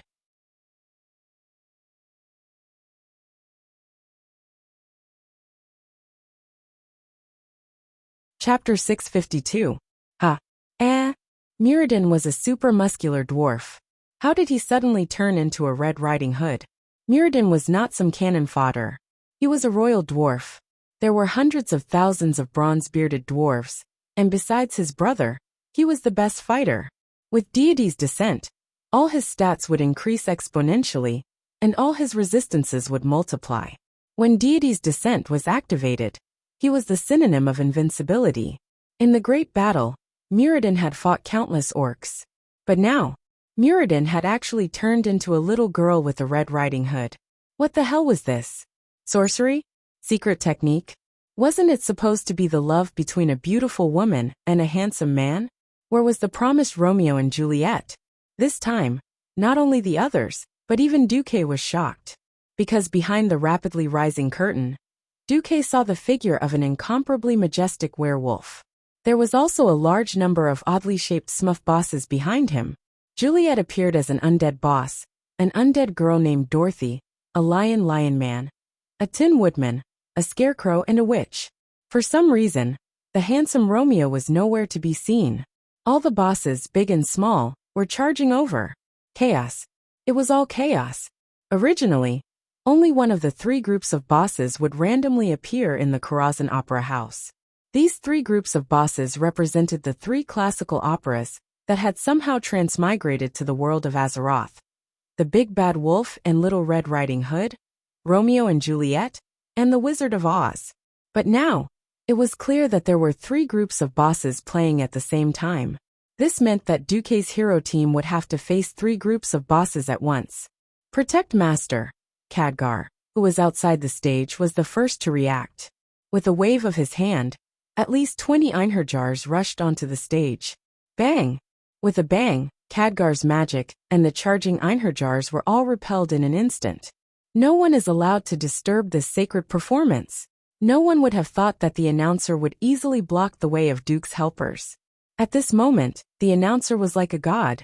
Master Duque. Khadgar could only stand outside the arena and worry like a madman, unable to do anything. Duque's voice immediately became everyone's highest order. Everyone scatter. Muradin, run around the stage. Benedict, heal the dwarf. Tyrion, stand against the prettiest. Gavinrad, hold the Tin Woodman. The Windrunner sisters took turns fearing the lion. Leave the rest to me. Everyone, attack the little girl who shot the frost arrow. No one understood why they had to do this, but in the face of these thick-skinned enemies, everyone felt weak. Duque's voice became the only thing they could rely on. Oh, damn it, damn it, damn it. I swear I'll never steal my brother's wine again. The domineering Muradin just now had been transformed into Little Red Riding Hood, running around with his transformed little arms and legs. A huge werewolf chased after him, slashing at him. Ah, it hurts. The strange transformation spell turned Muradin's insanely hard and thick adamantine plate armor into mere decorations. He felt like a little girl with her hands tied, and in the face of the evil Big Bad Wolf's molestation, he could only scream and run away brainlessly. This feeling was so suffocating. So was Tyrion. He had killed countless orcs, be it male or female orc warriors. But when he smashed his hammer against Juliet's delicate human female face, he almost couldn't do it. The only good thing was that the holy light clearly told him that the woman in front of him was a ghost. Exorcism. Dazzling golden holy light suddenly exploded, attaching itself to the hammer and blasting at Juliet. Unexpectedly, as an undead, Juliet could also use holy light. And it was a healing spell. Holy light above. Could undead also use holy light to heal their companions? Tyrion almost bit off his tongue. The next moment, a chaotic arcane aura suddenly appeared, forcibly disrupting Juliet's healing spell. Tyrion turned his head slightly and caught a glimpse of Duque, who had just retracted his palm. Counter magic. When all the attackers concentrated their firepower on the seemingly weak girl, Dorothy, Duque was the busiest one. As soon as he interrupted Juliet's healing, the other side released no less than 10 flame blasts with Hand of Magic, forcibly turning the scarecrow into a human-shaped torch, blindly bumping around. Not only that, but a well-timed frost nova had also blasted a handsome male undead thief out of the dungeon. At this moment, the undead thief stood less than 2 meters behind Benedict, the Bishop of Holy Light. The air was almost completely occupied by Duque's Hand of Magic, and the huge Hand of Magic was performing multiple spells at the same time. Hundreds of flame blasts formed in the illusory arcane palm, each huge fireball enough to make one's heart palpitate. The 8 seconds of casting time, in the fierce melee, seemed to be over in the blink of an eye. However, when the sky full of fire crashed down, even the faces of Duque's own people instantly turned pale. Rumble. In his field of vision, huge fireballs whizzed past. In the first second, Dorothy was killed. In the second second, Dorothy's dog was also blasted to death. In the third second, the scarecrow fell with a crash, burned to ashes by the flames. In the fourth second, the lion was jointly taken down by the Windrunner sisters and Duque. In the fifth second, The Tin Man was smashed into pieces by at least 30 fireballs in one go. In the 6th second, the witch followed in the footsteps of the other characters in The Wizard of Oz. If it was the Duque of the past, he would never have been able to make 108 hand of magic cast flame blasts at the same time. Just the upper limit of his magic power was far from enough, but after advancing to Radiant Moon, the abundant magic power gave Duque an almost infinite ability to fire. But the crisis was not over, because Muradin had changed back. But this time, it was the Bishop of Holy Light who turned into Little Red Riding Hood. He did not react at all, nor did he realize that after turning into Little Red Riding Hood, he could almost double his movement speed. Protection blessing. On the other side, Gavin Rad reacted the fastest, and immediately cast this divine skill to save the situation. The rich holy light turned into a solid shield, suddenly propped up around Benedict's body. The big bad wolf's huge claws scraped against the holy light shield, making an unpleasant sound like scratching glass. However, no matter how much the big bad wolf waved its claws wildly, releasing more than 30 claw attacks in a mere few seconds, the big bad wolf returned with nothing. We can win. Just as everyone in the team had the same thought, an extremely terrifying stench was released from the audience seats outside the stage. That was the aura of a great demon.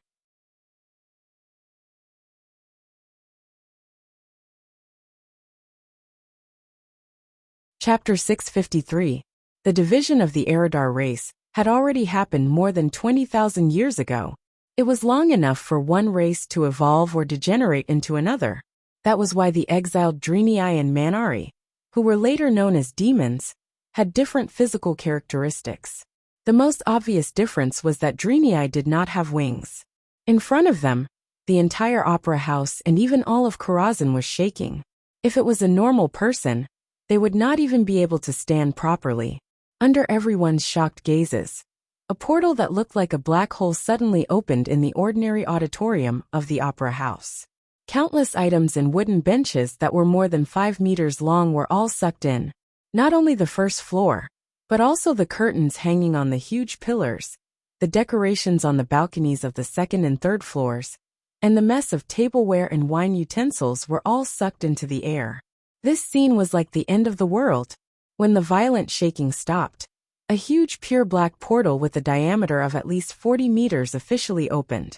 The huge demon on the other side of the portal had not yet completely arrived in this world, but one could already hear his beastly roar. For the army, 4 kill Jaden. When Duque heard this, his face darkened.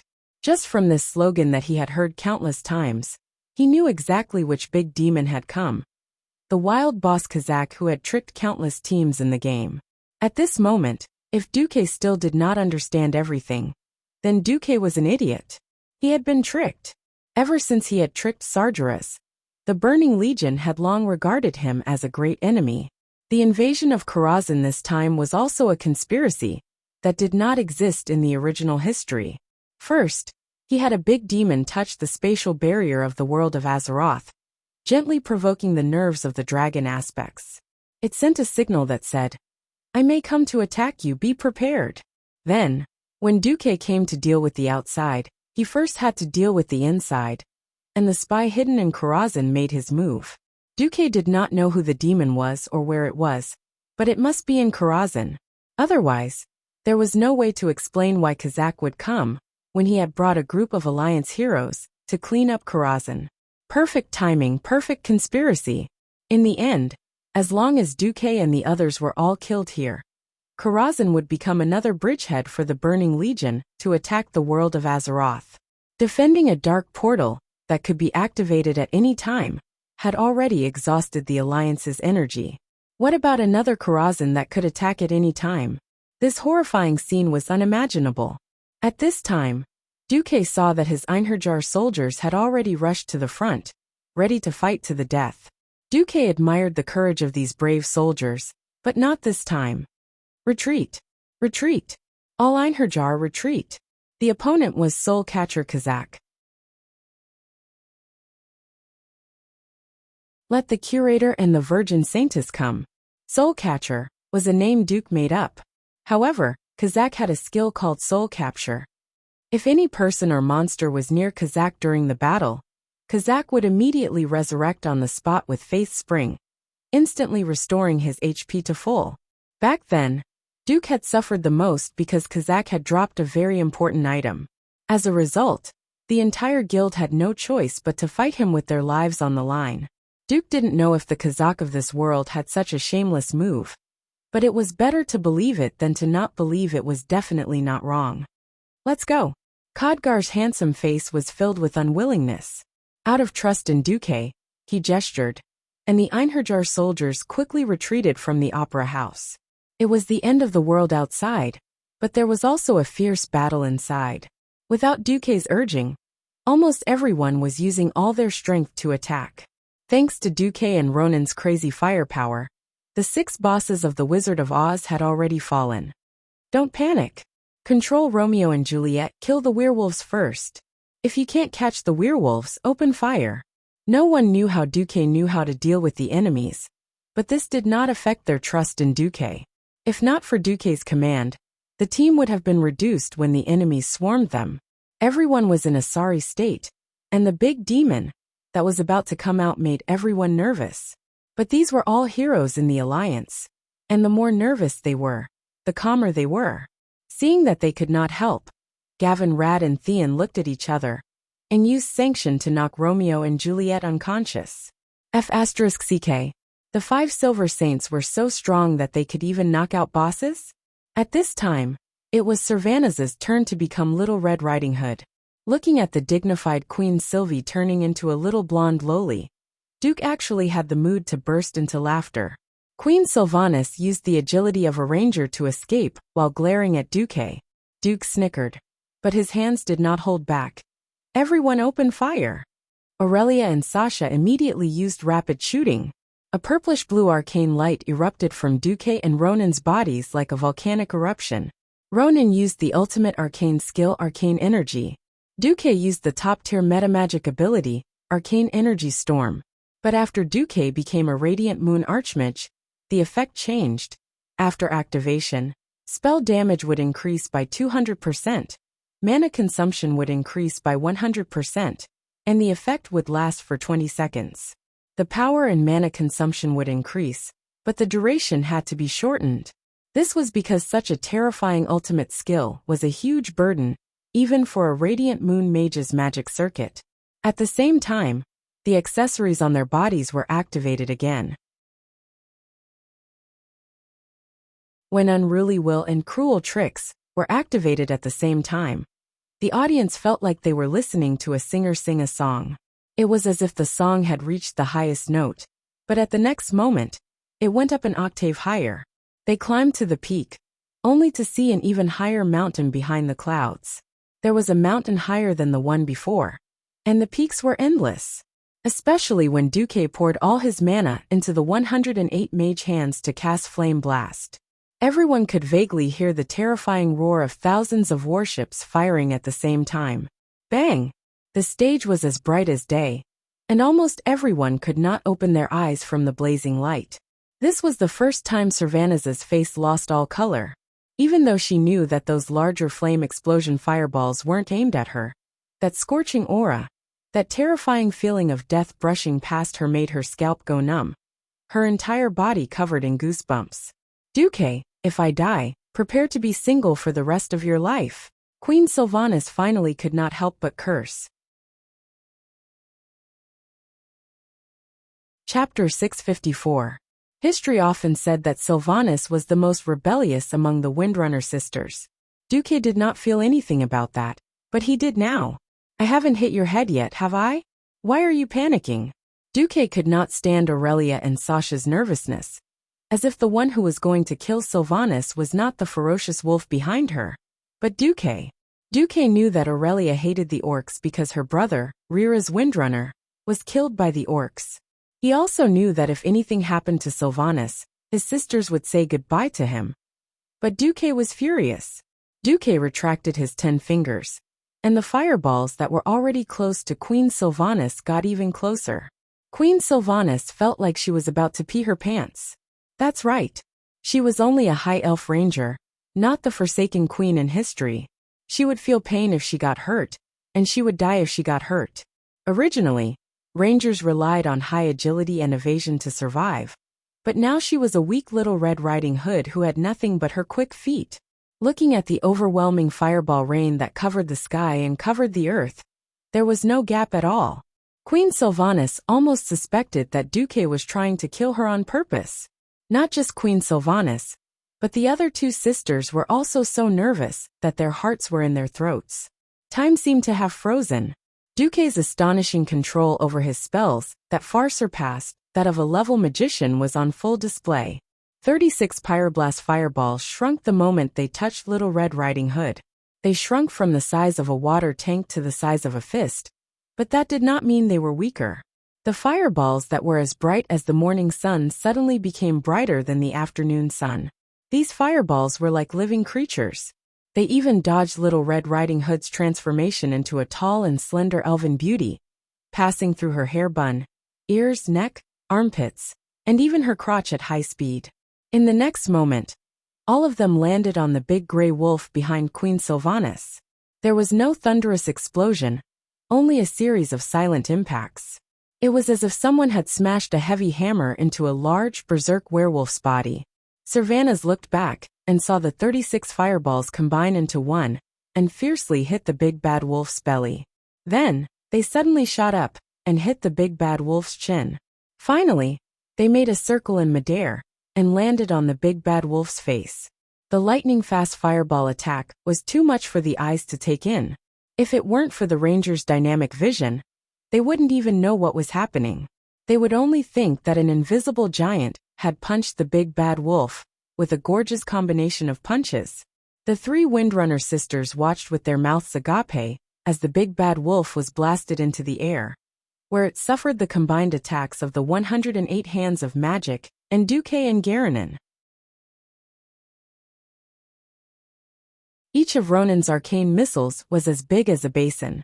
Every time Duque unleashed his arcana technique, he could feel the air around him tremble violently. The huge attacks converged on the huge werewolf, and in less than a tenth of a second, it was swallowed up. Queen Sylvanas gritted her teeth and stared at Duque. She was about to lose her temper. Second sister, wait, Sasha suddenly said. Look, Aurelia reminded her second sister. Sylvanas turned her head. She was so shocked that her cloak was completely soaked in cold sweat. The thing that fell from the sky wasn't a werewolf at all. Although the iconic black bat wings had become incomparably tattered from the violent magical attacks, the sharp horns on the werewolf's head, and its claws that had grown a size larger, clearly told every Alliance hero that this was not a werewolf at all, but a rare high-ranked elite demon. That's right. If it wasn't for Duke's ultimate fireball bombardment, he wouldn't have been able to hit this mutated demon that was about to reveal its true intentions in the next second and attack Sylvanas, who was forced to transform by a secret technique. If it weren't for Duque, Queen Sylvanas, who had completely lost the ability to resist, would have been killed on the spot. Humph. TSK, Romeo and Juliet, who were the only two left on the stage, suddenly made a sound of disdain. Under everyone's gaze, the skin on their faces started to crack, and they no longer had the aura of the undead. It was the aura of a true great demon. Looking at the two female demons that burst out of their smaller bodies and gradually grew larger. If there were dogs nearby, Duque might really want to kill them. Plump balls, beautiful waists, amazing curvature of the buttocks, and bikini attire. Just looking at these two demons, who were rare beauties in the eyes of humans, were mysteriously sexy. Unfortunately, they had goat horns that curled from their foreheads to the back of their heads. One of them was scarlet while the other was purple. They also had the same iconic pointed tail and goat legs that curved backwards. In addition, they clearly told Duke and the others their identity. They were the demon sisters that should have appeared in the Sunwell in the future. The Eridar twins, the two lieutenants of Kill Jaden. Almost as soon as they appeared, the pair of demon sisters gave the adventurer team a show of strength. They raised their hands and used Chaos Strike, causing Theon to lose his bearings and spin around on the spot. The other also waved her slender hand, and Gavin Rad was already bathed in flames, dancing in the flames. Rejoice, lowly mortals. You will become the first victims of the Burning Legion's conquest of Azeroth. The purple-skinned one was Queen Saloras. Haha. Scream in pain. Cry and howl. Then die. The red-skinned one was naturally the high-grade warlock Elises that Duque was more familiar with. The heroes of Azeroth didn't know who they were, but they could sense that they were extraordinary from the aura of this pair of mysterious demons. Only Duque's heart was cold. The Eredar twins and Karzak? Kil'jaeden was really generous. Perhaps this was one of the side effects of him changing history. In the days to come, there would definitely be more and more cases of people breaking in without permission. But there was no other way. This was like rowing a boat against the current. If they didn't want to experience the sorrow of helplessness and despair again and again, they had to be prepared every time. Since Azeroth didn't have the advanced technology and didn't have the power to travel countless light years to kill the Burning Legion that was hiding in some unknown corner, they could only obediently wait for the arrival of the true dawn. It wasn't Duque's personality to let others do whatever they wanted. Duque sneered and snapped his fingers. Demon, don't think too highly of yourself in my territory. Almost at the same time, a bright golden light suddenly descended from the void and blasted into the head of Karzak, who was about to climb into the opera house. The huge figure of the Saintess of Chastity appeared at the entrance of the opera house. At the same time, the wooden boards above the stage exploded, and a huge magically constructed giant fell with a loud bang. Curator, enter. Chapter 655. At that moment, every hero felt a sense of comfort. After all, this was still half Duque's home ground. The traces of the demons being torn apart, and the lightning roasted on the first floor, gave everyone a more objective understanding of Duque's huge arcane puppet, Curator. This was especially so when the Curator smashed the ceiling of the stage like a god of thunder descending from the heavens. While in mid-air, he displayed an agility that was different from the other puppets. 2 large electric balls blasted in front of the Eredar twins. Even the calmer Tyrion Fordring shouted, "Nice!" Humph. The Eredar twins suffered a small loss. They grunted and took half a step back. Bang! Another loud sound. The Curator stood firmly between the twins and the adventure team. Oh, there was still Muradin. This guy was too small. He was standing in the gap between the Curator's legs, and was completely fine. Muradin turned his head, and glared at Duque fiercely. Hey, Duque, what's the meaning of this? Duque ignored Muradin. What he saw in the system notification was something more important. System notification. Your commander-level mechanical construct has attacked the Eredar Gemini's high-grade warlock Elise's projection, causing damage. Duque did not look at the latter part of the notification, but that was enough. If it was the Eredar twins at their peak, even if Kazak did not appear, Duque would probably wet his pants in fear. But as for the projection, that meant that the Eredar twins were not here at all. Duque did not know how much combat power the projected avatar had. He estimated that it would at most have 30 to 40%. This was why the Curator's lightning ball could force the twins to retreat. Just like how one could not use a ladle of water to penetrate a steel shield. Low-level mysteries were destined to be unable to shake high-level mysteries. This was the iron-like rule of the world of Azeroth. Since the Curator's attack was effective, looking at the confident smile on Duque's face, the Eredar twins actually laughed together. Not bad. You insignificant human being. Aless spoke first. You actually saw through our true strength in one go, Queen Saloras said. Kil'jaeden had asked his adjutant to send 2 avatars just to conquer Karazhan, the bridgehead of the human defense line? Don't you think you're underestimating our alliance? Duque was both demonstrating and encouraging his teammates. What? Just the incarnation of Kil'jaeden's adjutant? Every hero shivered. No, it was more like they had been injected with a dose of chicken blood. It took courage to fight against a powerful enemy, and it took even more courage to launch a suicidal charge despite knowing that death was inevitable. Not everyone was called Weather the Light Envoy. Compared to fighting to the death with the demons, everyone preferred this kind of counterattack. For the Alliance. Charge. Muradin was the first to rush forward. He was immediately kicked away by Queen Sailoras. Although Kil'jaeden and Kil'jaeden were in human form, they were as tall as two people. The kick was definitely painful.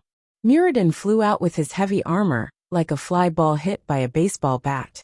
At this time, Muradin's qualities as a top warrior hero were fully revealed. Even when he had nowhere to borrow strength from in the air, Muradin still had the time to activate the warrior's special skill, Intercept.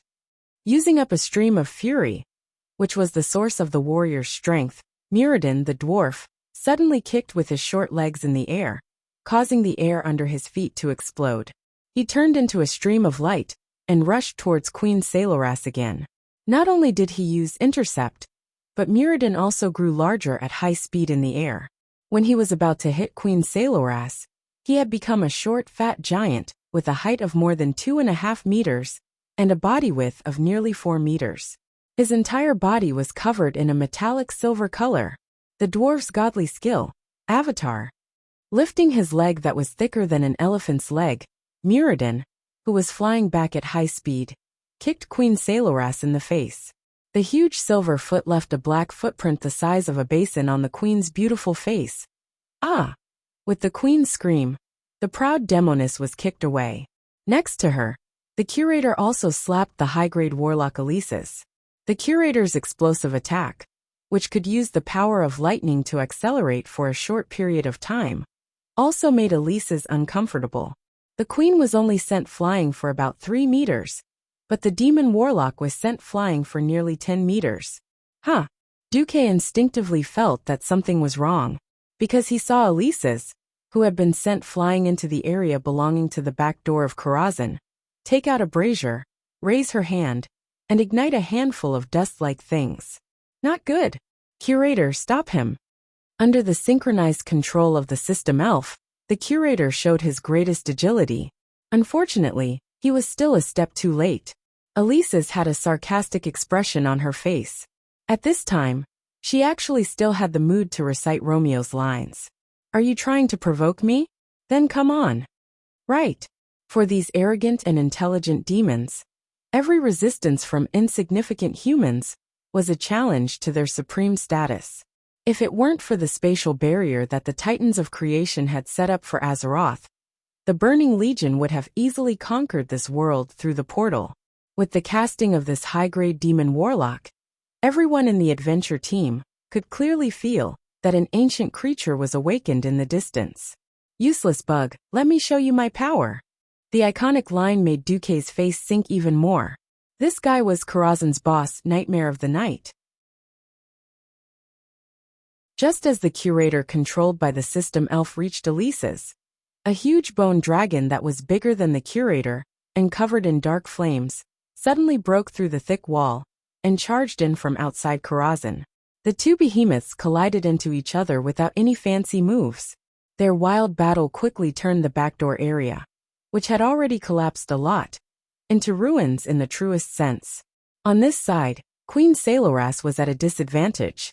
Muradin in front of her was a damn rogue.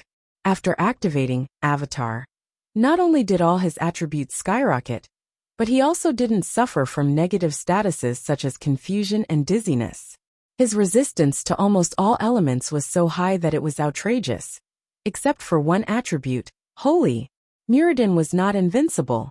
He would still hurt and bleed when he was injured. But there were still 3 guys who believed in holy light behind him, who were doing their best to heal him.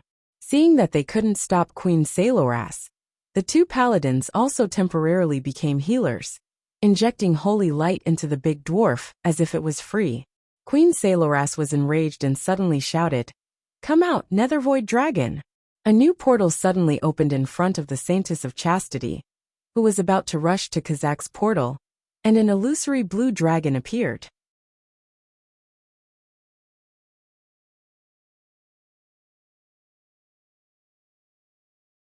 Chapter 656. The huge horn and the 3 mysterious rays that shot out from the void constantly strengthened the strength of the giant dragon. Alright, another boss of Karazhan, the Nether Dragon. At this time, Duque really wanted to eat someone up. While he was busy fighting the orcs, The Eridar twins had secretly controlled almost all the bosses in Karazhan. If not for the Einherjar and Khadgar's reliability, and the fact that the Curator was an arcane construct that was difficult to control with dark power, perhaps when Duque returned, there would already be a huge pit waiting for him. Evil must be purified. The Saintess of Chastity angrily raised her hand, and a golden beam of light blasted towards the portal. However, she inadvertently blocked a red ray that came from the void. Half of the Nether Dragon's body was stuck at the entrance of the Opera House. It waved its claws and began to wrestle with the Saintess of Chastity. At this time, everyone on the Alliance's side realized that something was wrong. Aurelia was a little anxious. Duque, if you still have any tricks up your sleeves, use them quickly. The guy who barged in gave me a bad feeling. Inside the Opera House, the thick dark aura was enough to easily suffocate any ordinary person to death. The surging mysterious power tore all the debris in the Opera House into pieces. If the Opera House itself was not a part of Karazhan and was fixed by the strange subspace, just Kazak's intrusion alone would have been enough to throw the entire building into the sky like a toy, and then it would explode and fall apart. Duque's face was livid. Ha ha ha. I'm coming, mortal. Look up to the powerful burning legion. Kazak's wild laughter rang through the entire Opera House. First, a huge red claw with 3 fingers stretched out of the portal. This demon's claw was so huge that it could be used as an anchor for a battleship. Then, a pair of sharp red bat wings, and a square-headed broadsword that looked like a door panel extended out.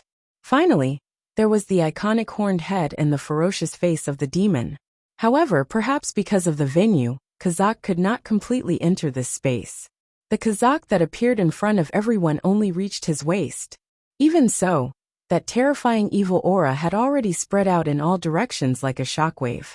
The Windwalker sisters, Edwin, and the others, whose bodies were relatively light, almost subconsciously wanted to move away from Karzak as far as possible. Ha! Puny humans, do you still want to resist the mighty burning legion? Kazak looked around and wantonly mocked Duque and the others. Duque, Servanas was also anxious. You have a way, don't you? Sasha's eyes were filled with confidence. The other heroes did not speak, but their thoughts were the same. Behind Muradin, the 3 rangers, Garanin and Edwin continued to attack with all their might. Edwin Van Cleef transformed into a flickering phantom, his ethereal figure flashing past the Queen's side. Every time he appeared, he would inflict bleeding damage on the Queen's demonic leg. But as they did their job, everyone placed their hopes on Duque. That's right, they were all very strong. If it was an ordinary enemy, no matter how many or how strong they were, they would not retreat at all. Unfortunately, this was far beyond the limits of what mortal power could handle. When they could not handle things themselves, they could only pray for a miracle. Duque was synonymous with miracles. Did Duque run out of tricks? More or less. Racking his brain, Duque could not think of a good way to deal with Kazak. The others might not know, but Duque knew that Kazak was a very meticulous enemy. If this bastard was not killed in 3 minutes, Kazak would enter a berserk state. That was a terrifying state where his attack power and life force would double and double. Anyone would have to kneel before it. Duque could run away with his corpse, but Aurelia and the others would all die. If they could gather the strength of 10 people and gang up on Kazak, they might have a chance of survival. With the projection of the Eridar twins still around, there was no chance of survival at all. Duque pulled out a red scale at lightning speed and shouted at it. Help! I'm going to die. Alexstrasza, get over here and help me deal with that big demon, or you'll have to help me collect my corpse. Well, actually, those were purely Duque's thoughts. As the deputy commander of the Alliance, the hero of the Alliance, and the new temporary guardian, would Duque do something so uncool? Of course not. The actor Duque had Theon carry the high-grade warlock Auras, who was charging over again, while his hands continued to attack Queen Saloras. He only used a small amount of time to say to the scale, the commander of the Burning Legion, Kill Jaden, has sent Kazak and his 2 deputies to attack Karazhan. The acting guardian, Duke Marcus, will fight until the last moment. If possible, please send reinforcements as soon as possible. Ever since the Eridar twins helped Kazakh forcibly open the spatial barrier of Karazhan, the surrounding space had become unstable, and magic communication had lost its effect. As for how effective this scale was, Duque was not sure. Do your best and leave it to fate. This was Duque's attitude. The acting guardian's authority was only to call an ancient red dragon of the Red Dragon army. Duque was very clear that one ancient red dragon was definitely not enough. At the very least, 2 of the ambassadors from the Sleeping Dragon Temple had to take action. Otherwise, it would be impossible to defeat Kazakh in 3 minutes. Duque had thought of a miracle, but he did not expect a miracle to appear in such a strange form. A small window suddenly popped up, occupying a large part of the upper left corner of Duque's retina. Congratulations, host. Because of the connection between the Guardian and the Sleeping Dragon Temple, you have now officially activated Debt Collector Beats People mode. Before Duque could react, the system elf read the information on the surface of his brain and filled it in this pop-up window. Target: Burning Legion's high-grade commander Kazakh. Combat power evaluation skeleton level. Initial estimation of skills: Cleave, Thunder Strike, Group Shadow Arrow, Soul Capture, and so on. Request for combat power support automatically set to Elite Ancient Dragon or above. According to combat power requirements, automatically ignore quick hit and downwind hit modes and activate specialized hit mode. Your request has been sent. Please wait for the old driver of the dragon race to accept the order. Beep beep beep. The route is busy. You can choose to add a tip so that the powerful dragon race will be more interested in your order. Duke almost spat out a mouthful of blood when he saw this. You still want a tip? This is saving the world. You're actually asking me for a tip? Duque rolled his eyes. With a thought, he wrote Häagen-Dazs ice cream in the tip column. A miracle happened. The female driver of the dragon race, Legolas, has accepted your order. Please protect yourself. She will arrive at any time.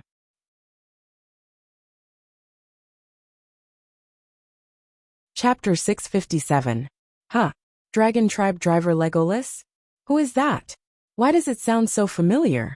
Duque's first reaction was to be dumbfounded. His second reaction was F***CK. Kazakh's shadow arrow rain that covered his entire field of vision was coming. It was not a good feeling. It was as if he was tied to a cross and could not move at all, while the other party tossed a black, poisonous sea urchin at his face. The sound of death that rang in his ears made his scalp go numb. Hide behind me. Muradin attempted to use his massive body to block in front of him, creating a path of survival for the adventurer team. However, his actions were stopped by the Eridar twins at the same time, and he was forcefully held back. At the critical moment, a teleportation gate suddenly opened beside Duque. An extremely healthy and fair thigh appeared in front of Duque. Unlike the slender thighs of the Windrunner sisters, this thigh was thicker than an elf's due to the protruding buttocks at the base of this thigh. This did not mean that this thigh was ugly. Instead, starting from the thigh, the entire thigh began to become streamlined. This was a very mature and beautiful thigh. Duque recognized this thigh. Ugh! In the next moment, what appeared in Duque's vision was a muscular arm with biceps clearly visible. Even though it was as fair as Aurelia's, it was even more muscular and beautiful than the Windrunner sisters' arms. It was not the kind of muscles that bulged exaggeratedly, but it had the beauty of a bodybuilder. It was just this one hand that was raised lightly. A translucent illusory red dragon wing replaced the rising red curtain, firmly blocking the entire stage. Phew, phew, phew, phew. Even the raindrops falling on the pond did not count.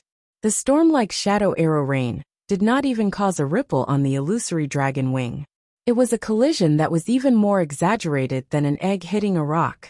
The seemingly domineering shadow arrow rain shattered upon colliding with the illusory dragon wing. In the blink of an eye, all of them disappeared without a trace. That's right. Low-tier mysteries were meaningless in front of high-level mysteries. Kazakh's outstretched demon claw froze in midair, completely forgetting to retract it. On the ugly face of the demon, a pair of scarlet eyes bulged out, filled with disbelief. Kazakh could faintly feel a terrifying power that completely surpassed him from that petite and almost negligible body. This woman who suddenly appeared. Who was she? On the other side, the Eridar twins panicked and leaped back 3 times in a row. They widened the distance between them and Muradin. No, more accurately, they widened the distance between them and the red-haired woman who just came out.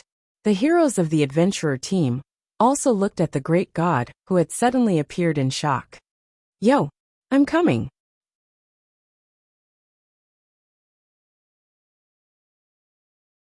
The bright red-haired woman greeted Duque, making people feel that there was a huge, erect dog tail wagging behind her butt. Her face was full of "praise me, hurry up and praise me" expression. Duque gulped. Oh, Alexstrasza, why are you here? I remember that my temporary guardian authority can only reach up to the ancient dragons at most. Isn't the Red Dragon Army the most particular about rules? Yes, but if the demon invading Azeroth is too strong, wouldn't it be natural to send in the dragon aspect? Alexstrasza lied through her teeth. Normally, unless the Burning Legion's Big Three came personally, it would not be her turn to act according to the rules. Moreover, didn't you pay an extra price? I heard that mages are very particular about equivalent exchange. Actually, the Red Dragon Army is similar. Ah, extra price. At this moment, Duque was a little confused. Hey, that DOS ice cream. Remember to give it to me later. You must remember it. The queen's golden eyes clearly showed a strange determination. Pfft. Duque could not help but spit. Oh, Your Majesty the Queen. Didn't you notice that you revealed your true nature as a foodie? At this time just smile. Haha. Ha ha ha. Damn. Using an ice cream to exchange for the Red Dragon Queen's help. What the hell? Even though the price Duque was about to pay was probably equivalent to a few dozen RMB before he transmigrated, the Queen did not hesitate at all. Ha! A soft, thunderous roar came from the flaming red lips. It was a sharp howl mixed with the power of a dragon. The deafening sound that should have pierced the eardrums of the mortals nearby was completely restrained by the Red Dragon Queen's extraordinary control. It was like a venomous snake's tongue, striking out like lightning. In the ears of the bystanders, it was just a slightly loud shout.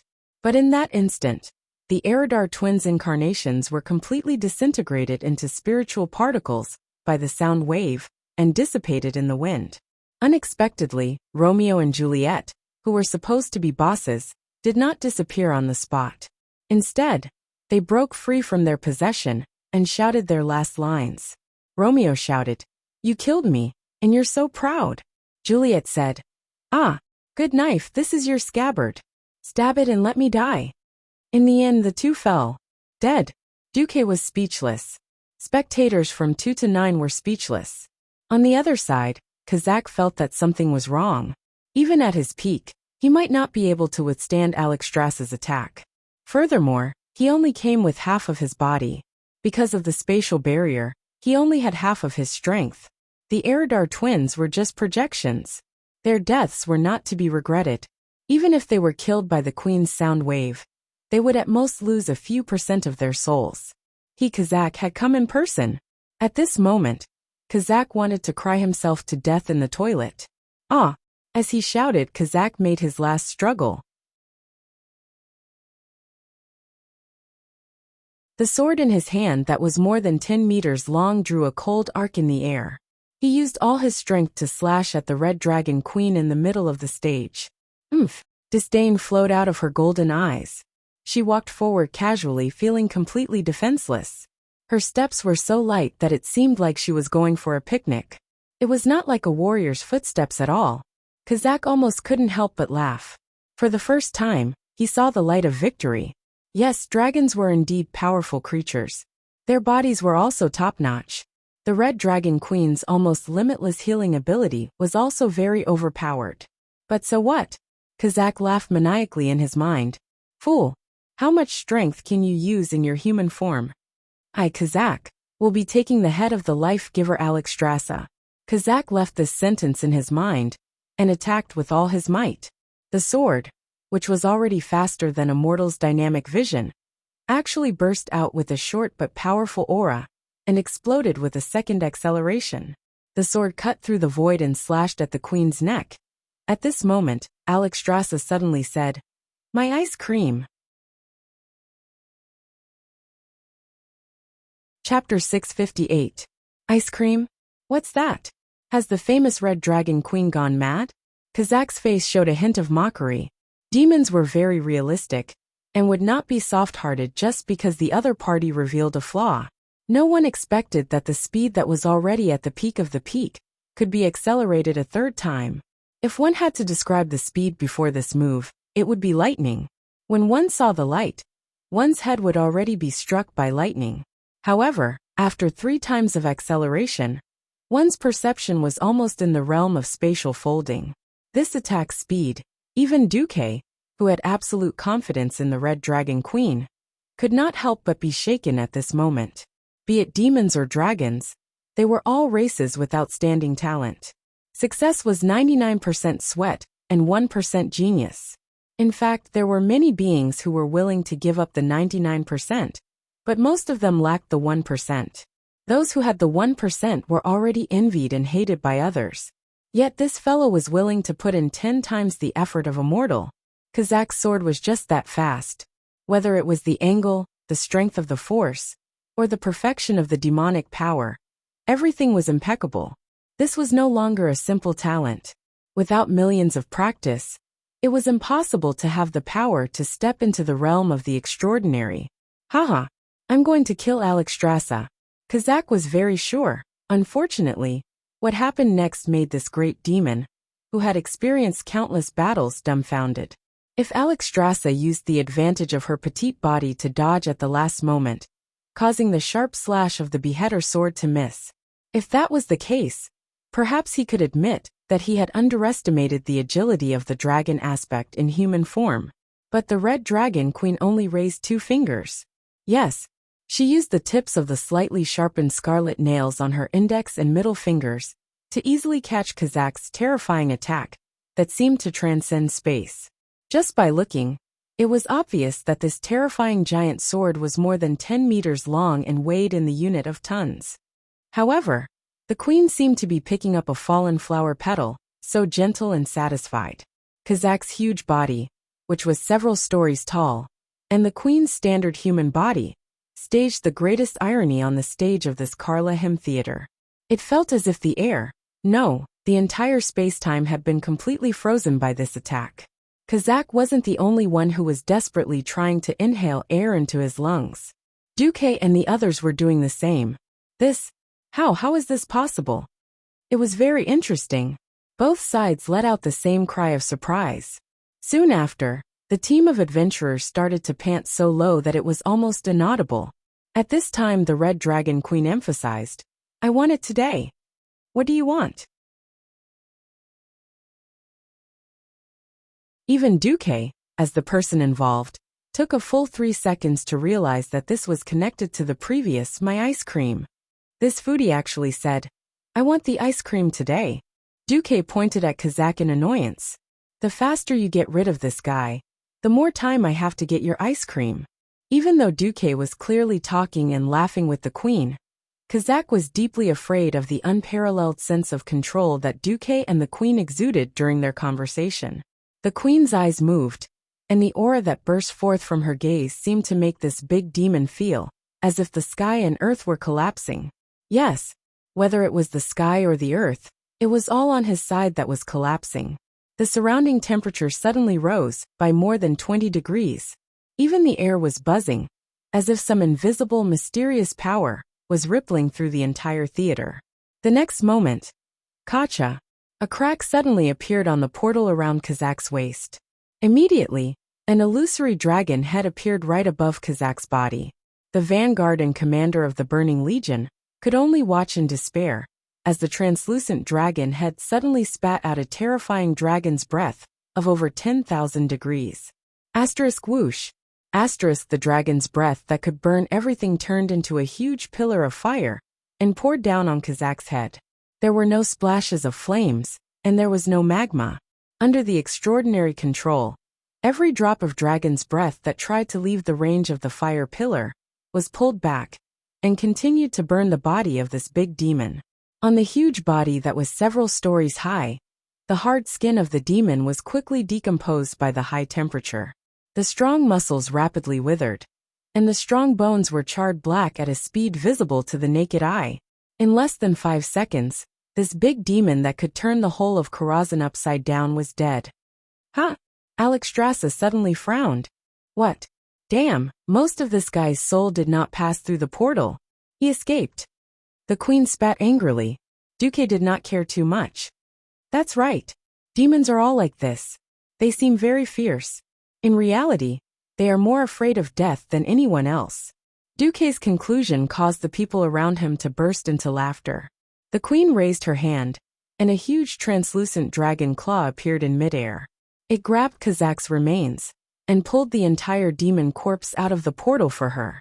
After Kazak's huge body went through the baptism of incineration, all that was left were useless ashes and a pile of Kazak's treasures.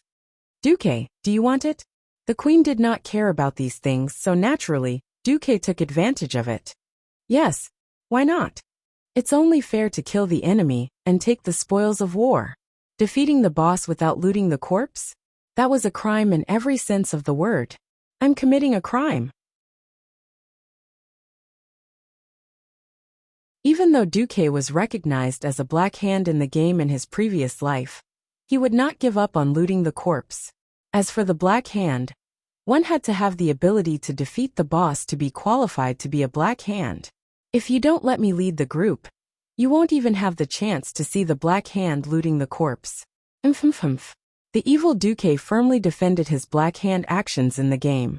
An icicle spell swept up a small tornado and cooled down the high-temperature ashes at the same time. The excited Duque quickly used the magician's hand to take out a staff with a head that looked like a small drum and 4 strange feathers. Duque tossed it to Ronan. Amber seal, perfect for you. A thank you, teacher. Ronan accepted it happily. Duke gave a one-handed hammer called Skybreaker to Muradin and the 2 holy knights to discuss how to split it. He then gave the cloak, Escadar's fur, to the Windrunner sisters, and finally gave a pair of gloves called Leather of Bad Luck to Edwin. Finally, he found what he wanted the most, Shadow Eye.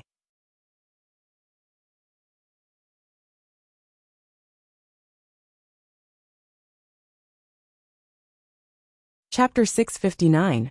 Although the shadowy eye was theoretically something that Kazak would drop, theory was theory. Even his Karazhan had been ambushed by a demon. Perhaps Kazak's transport captain was so stupid that he didn't bring it with him? Seeing how Duque was so interested in this palm-sized, darkness-shrouded, and seemingly moving eyeball. If Duque wasn't a hero of the Alliance, standing at the forefront of the fight against evil, anyone would think that Duque was a sorcerer who had fallen into evil ways. Aurelia wanted to say something but stopped. For the sake of Duque's image, she didn't choose to ask on the spot. She even secretly pulled her 2 curious sisters aside. But while she could hold back, guys like Muradin couldn't. He opened his big mouth and said, "Hey, Duque, what do you want this thing for? I don't think it's good. Do you want a paladin to hammer it?" Gavin Rad was curious. He was sure that Duque must have an explanation. But Tyrion stepped forward without hesitation. Duque smiled. The shadowy eye is certainly not a good thing, but I want to remind everyone that in the future, there will be another thing called the Holy Eye appearing in this world. When they were combined, there would be a chance to obtain a blessing staff. This would be a great and noble staff. If you don't trust me, I can temporarily seal this shadowy eye in the Holy Light Church in Stormwind. The Holy Light will not betray your trust, Your Excellency. Benedetta smiled and nodded. When everyone heard this, they immediately felt relieved. Intentionally or unintentionally, Duque glanced past the Bishop of Stormwind, Benedetta's. The blessing staff, the most sacred thing in a priest's heart. Even as the years passed and people changed, many priests still placed such a special epic staff in the corner of their warehouse. It was the best wish and memory of a generation of priests. But Duque knew Benedetta's background. The blessing staff was a sacred treasure, and Duque would not give it to this guy. On the other side, the battle between the 2 bosses continued. Duque had everyone help the Virgin Mary deal with the Void Nether Dragon. But he and the Red Dragon Queen didn't move. Duque, you're not going? Everyone was a little puzzled. Duque's smile gave people a sense of absolute confidence. I won't be going. If I or Her Majesty Alexstrasza takes action, it will be over in an instant. In the future, everyone might have to face all kinds of powerful enemies with strange abilities. This is a rare opportunity to train. Everyone, please use your wisdom and courage to deal with this Nether Void Dragon. Ah, yes, please replace Ms. Christine first. With her help, it's meaningless. What was being pretentious? This was what it meant to be cool. There was nothing more to say about the boss's demeanor of not needing him to do anything for such a small matter. It didn't feel like Duque was a young man at all. Instead, it felt like he was on the same level as the Red Dragon Queen. As the guardian of Azeroth, he had protected this world for thousands of years. He was the kind of powerful existence that could suppress all gods and demons with a wave of his hand. Okay, he was cool for 3 seconds, when Aurelia asked, Duque, what are you going to do now? Duque had a strange expression. I need to discuss the importance of morale with Her Majesty. Everyone suddenly remembered the ice cream that the Queen had been emphasizing. Damn, it was all to get food to please the Queen. Everyone was speechless. There was nothing they could do. Who told Duque to be the boss? Everyone understood the significance of the Karazhan spatial node in protecting the world of Azeroth. That big demon called Kazak was not someone they could deal with. If they couldn't deal with the big demon, they could deal with the small ones. These world-famous heroes of the later generations were now hired by Dukla to work for him. The Queen put her hands on her hips and waited for everyone to leave the stage. Almost as soon as everyone left, the Queen's face changed. Mafudi's face. The Queen almost turned into a husky wagging her tail. Hey Duque, is that Haagen-Dazs ice cream delicious? I only realized that the dragon's cooking skills are terrible when I became a human a while ago. Ah, humans and high elves are magical races that really know how to enjoy themselves. Duque was speechless. The Queen shook Duque's arm, almost shaking Duque's small body. Forget about those idiots who only know how to eat their prey raw for tens of thousands of years. Even that kid Cleostras is not kind. He clearly tasted a lot of delicious food in the Dalagen, but he refused to give it to me even once. Cleostras was Krasis, right? Hey, legend has it that Krasis is secretly in love with you. Just because I don't give you delicious food, you erase his love for you. A Krasis, did I do something to make you despair? Duque's heart was trembling. It seemed that he had broken up another historical couple. Why did he use the word again? Well, anyway, Duque was from the Lovers Go to Die group. Even if he was now a traitor to the Singles Alliance, Duque decided not to care about it. Unexpectedly, the Queen kept on chattering. When I was Legolas, I heard a piece of news. The best seasoning in the whole of Lordaeron comes from you. I didn't expect you to be a gourmet supplier. Yes, if I could travel back in time, I would definitely write a book called The Gourmet Supplier and dominate the Dianyang website in 2016. What a joke. Only Duque himself knew that it was not that his cooking skills were good enough, but that the food and seasoning methods in this world were too lousy. Even the white bread that was considered superior by the world was worlds apart from the bread that was fermented with yeast, bulking agents, and additives before Duque traveled through time.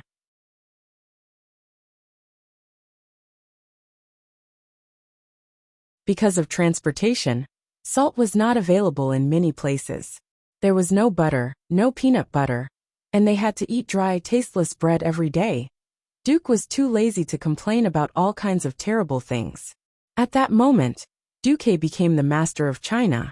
At that moment, Duque became the god of cooking in the spirit of the halberd eaters. The best actor Duke looked at the Queen with a sacred aura and said solemnly, "True delicacies of the world need time, love, and creativity to polish them. Things made in haste will never be perfect. Alexstrasza, do you trust me?" The Queen quickly nodded like a chick pecking at rice. "Give me 3 days. I will make Haagen-Dazs ice cream that will satisfy you." Duque mourned in his heart. "Sorry, Haagen-Dazs I Duque may ruin your brand."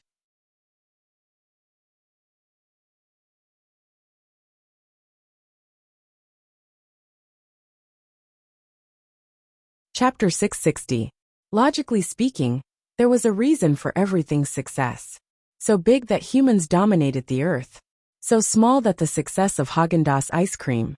Although Duque always felt that Haagen-Dazs was too sweet, many people in his previous world would easily think of it when they thought of the best ice cream. Of course, it was impossible for a half-transmigrator like Duque to make an identical ice cream under the Haagen-Dazs brand. Duque's biggest advantage was that no one in Azeroth had ever eaten an authentic Haagen-Dazs. If this wasn't a war-torn world, Duque was absolutely sure that he could become the richest person in this world with just his transmigrator knowledge. Don't ask why Duque knew how to make ice cream. Forget that there were no female creatures in the temple of the University of Technology. There was only one small shop within 3 kilometers of the university. Not only did they sell pineapple beer, they even dared to refreeze the melted ice cream after the power was cut off. In a fit of anger, Duque and the other animals didn't have ice cream to make themselves. So they remembered it. Don't ask why they ate ice cream in the middle of winter. Didn't they see that the person who was drooling over it was actually a super female dragon?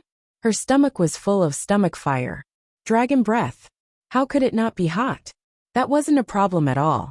And the insidious Duque, in order to maximize the effect of nothing, had specially carried out a contrast battle. So while the 9 heroes of the Alliance fought to the death downstairs, Duque and Alexstrasza slipped to the rooftop of Karazhan to make food. After a few teleportations, Duque got what he wanted. After Prince Malchezer knelt, the rooftop of Karazhan was empty. The queen sat cross-legged on the fence, looking left and right, smelling the increasingly rich fragrance in the air. She was so moved that she was about to cry. On the left was a whole roast cow. The red dragon had eaten roast beef quite a bit. Duque's method was more authentic. After removing the internal organs and peeling off the skin, Duque used hands of magic to fix the cow's body on a special iron frame, and then put various spices into the cow's body. Well, ever since he made mustard, Duque had invested at least 100,000 gold coins in seasoning. He didn't have cumin anymore, but he still found a lot of similar things. He spread the seasoning paste evenly over the cow's body, and used only a dozen hands of magic to carry the iron frame to a special pit for roasting the cow. The pit that was specially made for roasting the whole cow looked like a tin can. It was built with bricks, and was about 4 meters long, 2 meters wide and 2 meters deep. The cow was placed in the pit, and at the bottom of the pit was a blazing charcoal fire. As long as the beef was roasted over a charcoal fire for a few hours, the color of the beef would slowly turn golden.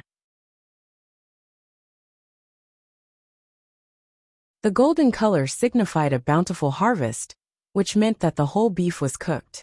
Duque had asked Alexstrasza if she could wait. The queen said, "It's fine. I have plenty of time." For a dragon that had lived for more than 20,000 years, what she lacked most wasn't time, but new things.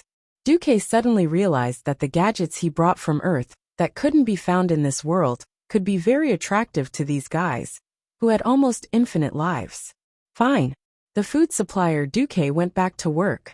Since it was fake Haagen-Dazs ice cream, simple ice cream couldn't satisfy the queen, or to be more precise, Duque's appetite. What Duque was going to make was red bean ice cream. He asked the system elf to pick out the impurities in the red beans with hands of magic and rinse the pebbles. Soak the red beans in cold water for 1 hour, add water, and cook the red beans using the method of boiling the water 3 times and braising 3 times. Boil the water 3 times. Then turn off the heat and simmer for half an hour, repeat 3 times. At the same time, he broke the eggs into a small basin. He couldn't find a beater in a hurry, but it wasn't a problem for Duque. He simply rotated the hands of magic in the basin at a high speed. When the color became slightly lighter, it was a success. While beating the eggs, Duque slowly added milk and sugar and stirred. Duque and Alexstrasza slowly heated it up with a low flame, chatting about trivial matters as they heated and stirred the semi-finished products. When the pot was boiling, Duque added corn flour. Unfortunately, there was no cornstarch in this world. Duque really didn't know how to make it, so he could only replace it with ground corn flour. However, it wouldn't be a problem to fool people, no dragons. He added the corn flour and stirred it until it was uniform. He heated it again. This time it was more viscous. He heated it slowly with a low fire and put it into a container. Usually, what followed was a long cool down. Normally, it would take about 4 to 5 hours to freeze. Unfortunately, when Duque saw this dragon queen, who was obviously a glutton, gulping down her saliva every minute, Duque resigned himself to his fate and used magic to improve it. The great radiant moon mage Duque used his unparalleled control of magic to speed up the cooling of the ice cream as much as possible without damaging its quality. It was the same with the roast beef. About half an hour later, when the roast beef and the ice cream were almost done at the same time, Muradin and the other 8 arrived on the roof under Khadgar's lead. Yo, Duque, those 2 monsters aren't bad. We've learned something new. Muradin's loud voice reached them before he even reached the roof. Oh, my rock ancestor! What is this fragrance? Then, everyone heard a sweet female voice. Hey Duque, give it to me, can you give it to me? I beg you. Hurry up and give it to me, I can't take it anymore. Any man who heard that sorrowful voice would feel their bones go numb. If it had been anywhere else, Aurelia might have been annoyed. Unfortunately, after smelling that rich fragrance, the Windrunner sisters had fallen. The group of fellows charged forward at the speed of a charge. No, that bastard Muradin used the warrior's charge skill. Mine. Mine. It's all mine. What did dwarves love the most? Delicious food and good wine. Not just that bastard Muradin. Even the other heroes who had experienced a tough battle were tempted by the situation before them. Although no one was injured, they had expended a lot of stamina and energy. What could be more surprising than a delicious roast beef and mysterious ice cream after a victory? The group first pounced on the golden roast beef. Then, when they realized that the great red dragon queen was eating the roast beef without a care in the world, she scooped up a spoonful of ice cream. Everyone's expression changed. That's right, roast meat with ice cream was a bit ridiculous, but these country bumpkins in the food desert of Azeroth had never seen it before.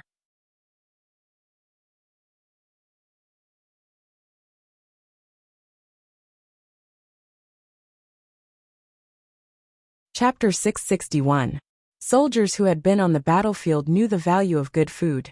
The hardship of marching was not something that outsiders could understand.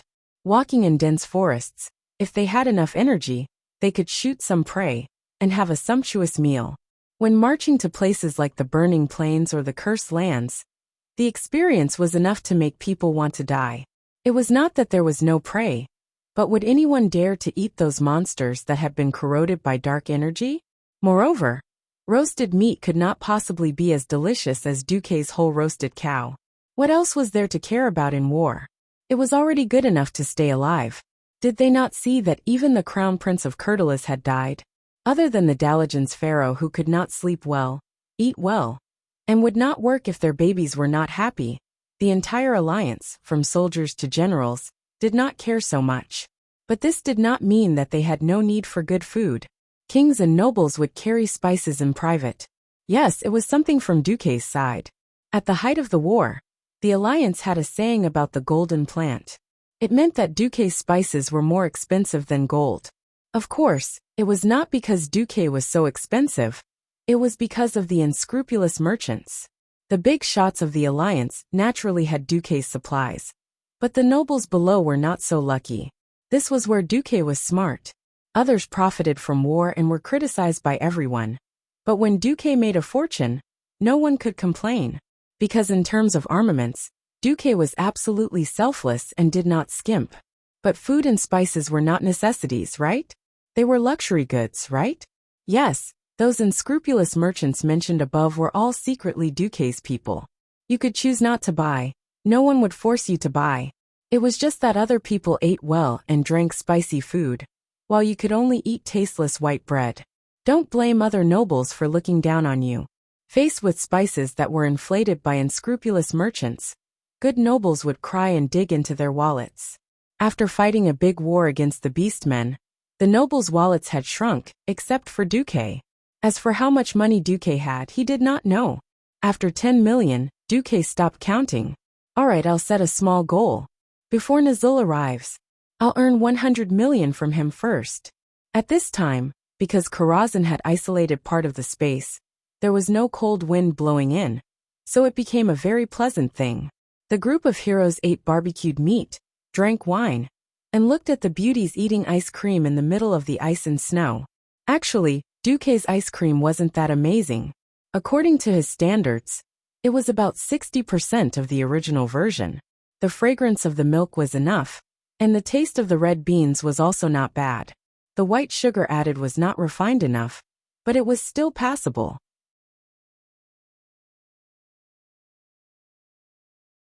The biggest difference was the smoothness of the ice cream. The enjoyment of top-notch ice cream wasn't something that Duque's imitation could compare to. However, the ladies didn't know. They only knew that the snow that they had seen a lot of could also become a delicacy after being condensed. One by one, the top beauties in Azeroth stretched out their soft lilac tongues and licked the ice cream without being taught. The scene was really pleasing to the eye, accompanied by the white, half-melted ice cream. The seductive little tongue faintly swam between their bright red lips. Because even Alexstrasza's human form was based on the template of the High Elves, everyone saw the four elven beauties squinting their long and charming phoenix eyes, stretching their eyebrows that were longer than humans, and enjoying the delicacy. If they didn't know that this had nothing to do with flirting, anyone would mistake it for some kind of temptation or invitation. The men weren't too interested in ice cream. They recognized it as a delicacy, but they were more interested in the roast beef. Muradin and the two paladins were eating meat and drinking wine, while Benedictus chatted with Theon from time to time. Edwin and Ronan were both Duque's subordinates, and the two tactfully went to the side to chat. Only Duque, the three Windrunner sisters, and the Red Dragon Queen were left together. Duque didn't have that many scruples. One was the golden thigh of the dragons that he had to maintain a good relationship with.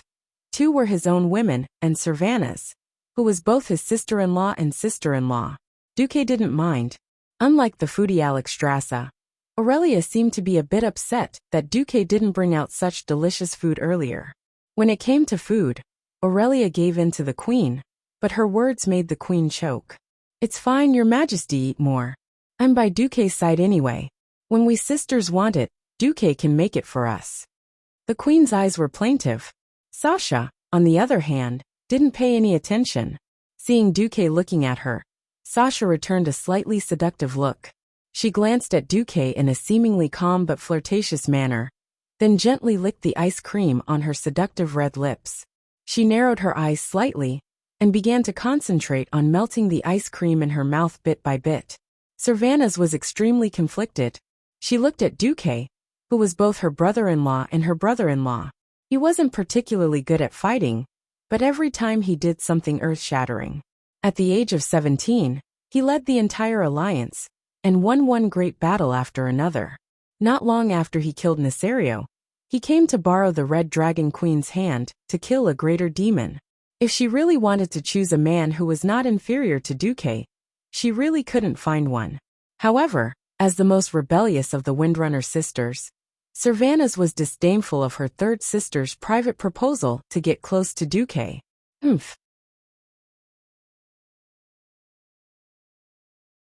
I'd rather be single than make do. This ha something root ice cream is really delicious.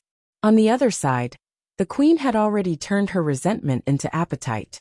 Or perhaps, her taste buds had already been destroyed by the terrible taste of raw meat and tasteless barbecue for 10,000 years. She was already overjoyed when she sneaked into Rotterdam last time. Now that she was eating this delicious food, she was so happy that she cried. "Woo-woo! It's so delicious! I've lived for more than 20,000 years, and this is the first time I've eaten something so delicious. Woo-woo!"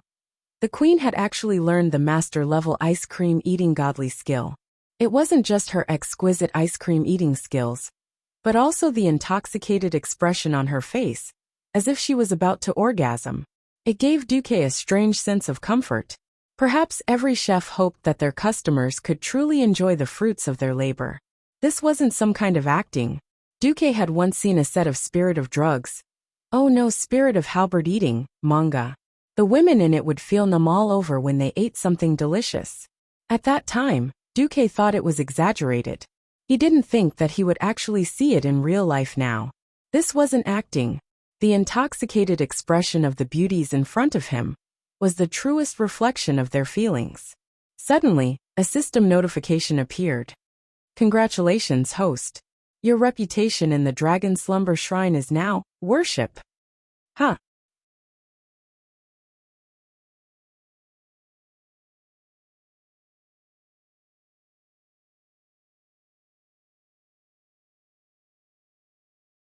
Chapter 662.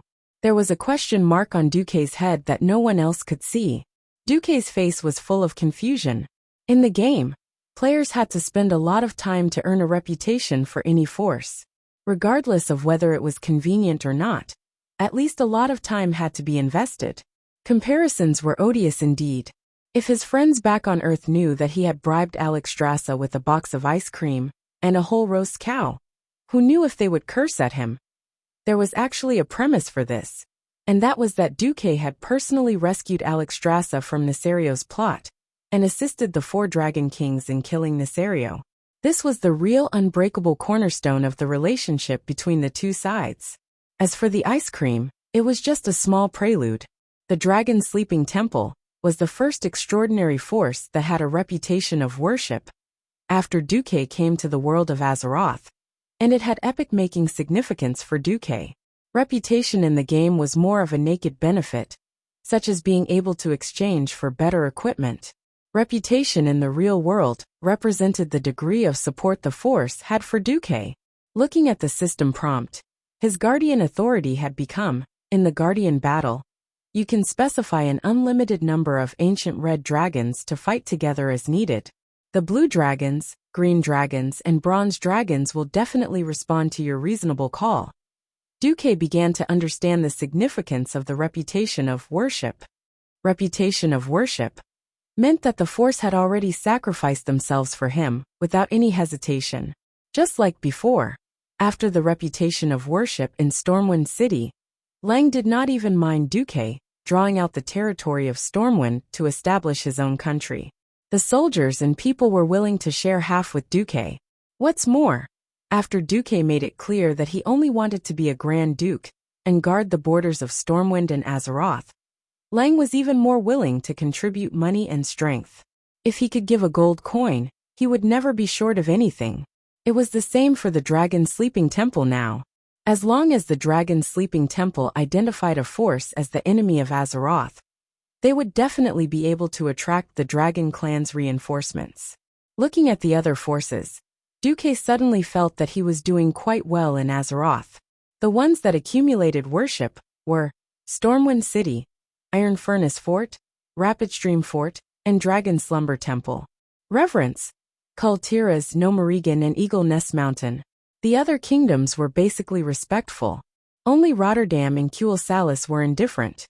Lordaeron was defeated because Duque had repeatedly slapped Turinas in the face. As for Kuel-Salis, Duque had poached his 3 strongest ranger generals. Kuel-Salis was already giving Kuel-Salis face by not falling out with Duque. Duque only had one question at the moment. Was the Calamity Troop an enemy in the eyes of the Dragon Tribe? When Duque asked about the Queen tilted her head and reluctantly stopped talking. Well, there are rarely any foreign races or fallen humans with demonic powers. Actually, it depends on how dangerous the target is. In our definition, there are only 2 groups of absolute enemies, excluding the fallen Nesario. One is the demons of the Burning Legion, and the other is the most powerful subordinates of the ancient god of Azeroth. Oh, the rest will have to be determined by a meeting. Unless it is a very urgent situation, I have the right to order an emergency meeting. Otherwise, it will be very troublesome to wait for those guys who are often asleep or not doing proper work. Alexstrasza shrugged. The next second, she found that a small piece of ice cream had fallen. The Queen stuck out her tongue in an attempt to save the ice cream, but accidentally let the ice cream fall into the Dragon's Valley in her breastplate. Without the restraint that a human lady should have, the Queen actually pinched the ice cream out with 2 fingers and put it back into her mouth. Well, she even sucked on her fingers. Watching the half-melted ice cream drip down the dragon's peak into the deep valley, Duque hurriedly turned his head and silently chanted a spell in his heart. That thing is a dragon! That thing is a dragon! Eating ice cream with barbecued meat was just a small interlude. What made everyone the happiest was that they had foiled another conspiracy of the Burning Legion, without any losses on their side. Duque had recovered the entire Karazhan Mage Tower, and the heroes had obtained a lot of epic equipment. For example, Edwin had obtained an epic one-handed sword, Grudge, and a pair of Lurker's leg guards. Benedict had obtained Penance's trousers. Muradin obtained a defense warrior, a Miramis shoulder pads. On average, everyone had obtained 2 pieces of epic equipment that surpassed this point in time. This was a real improvement for the heroes. Even though they had stepped into the realm of heroes, they could not fully unleash the mysterious power contained in these pieces of equipment. This did not hinder them from setting a direction and a benchmark for their efforts. The group returned to Lordaeron that night. When that big-mouthed Muradin spread the news of what had happened in Karazhan, the entire city of Lordaeron seemed to have experienced another major earthquake. Everyone was in an uproar. The demons were here again? So soon? It wasn't that long ago that Sargeras had corrupted and controlled the previous guardian, Medivh. Suddenly, there was another conspiracy against Azeroth? Some of the Ostrich faction had wanted to deny that this was an invasion, thinking that it was a false conspiracy fabricated by Duque. Unfortunately, there were not many people who went to Karazhan this time, but the entire upper echelons of the Alliance were well represented.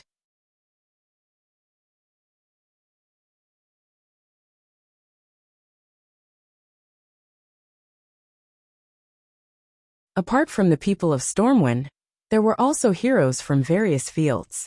Magni naturally believed in his younger brother Muradin. Benedict also represented the Church of Holy Light. Tyrion Fordring's character and his identity as one of the 5 Silver Saints were naturally recognized by the people of Lordaeron and the Paladins. For a moment, Duque was once again pushed to the top of the waves. Compared to the previous time, when he had assisted the 4 dragon aspects in killing Nisario, killing the commander of the Burning Legion did not seem to stimulate the people's senses. Only the upper echelons of the Alliance knew the significance of Duque's actions. Just as King Lang was preparing to hold another celebratory dinner for Duque, a piece of news made the warm atmosphere in the entire city of Lordaeron disappear without a trace. Weather came to the state guest house in Stormwind. After seeing Duque, Lang and Anduin, he immediately said, "The Archbishop of the Holy Light, His Excellency Alonso's Fail, is critically ill. Before he dies, he wishes to see the 3 of you, especially His Excellency Marcus." Duque and Lang were stunned. They froze in their chairs. Anduin, who had the best relationship with Alonso's, stood up in an instant and clenched his fists. This man, who had experienced the pain of the subjugation of his country and the death of his comrades in battle, and who had been fighting on the front lines against the tribes from the beginning to the end, cried openly for the first time. Tears uncontrollably rolled down his determined and masculine face. When did this happen? Why didn't we receive any news at all?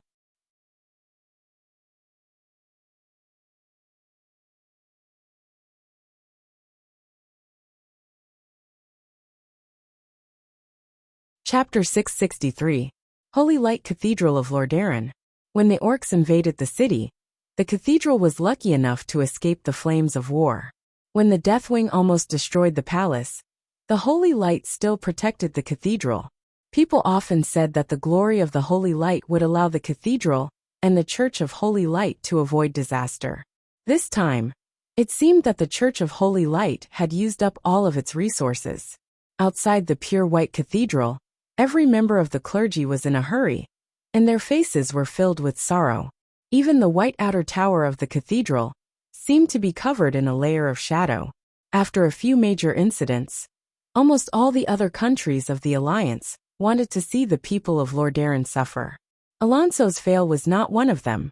He was different from Tirina's, who looked righteous on the surface, but was actually a hypocrite who kept scheming for the benefit of his country. Alonso's was a true and selfless saint.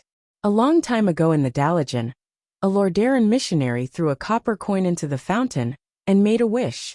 I hope that one day I can spread the way of the holy light to the people and teach them the meaning of the three great virtues.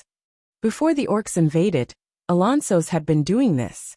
He preached throughout the entire Eastern Kingdom, spreading the light of hope to the 7 human kingdoms. In every country, in every city, he built a church of holy light, spreading the virtues, calling on people to take care of orphans who had lost their parents, calling on every sinner, and trying to pull everyone onto the path of good. When the War of the Dark Portal started, he was the first to call on all the countries to accept the refugees from Stormwind. He was also the one who mobilized the entire Church of Holy Light to continue supporting the front line during the fiercest times of the war. He was the one who comforted the people and gave them confidence and courage. And after the war, he was also the first to stand up and call on the wealthy families and nobles who had surplus funds to donate to the restoration of the Stormwind Kingdom and the Stormguard Kingdom that had been destroyed in the war. In order to fight against evil, he ran around and gave speeches. In order to promote justice, he created the great profession of paladin. In order to revive the human race, he worked hard for the revival of the other countries without rest. He was a truly noble person. If Tyrrhenus shamed the people of Lordaeron, then Alonso's was the key to making the people of Lordaeron great again. The kings of the Alliance could ignore Tyrrhenus, but Alonso's was a truly kind and noble old man, so the kings would always give him their utmost support. But now, without any warning, Alonso's had collapsed. At this time, almost all the kings who were still in Rotterdam gathered in the cathedral. The kings who had already left immediately returned.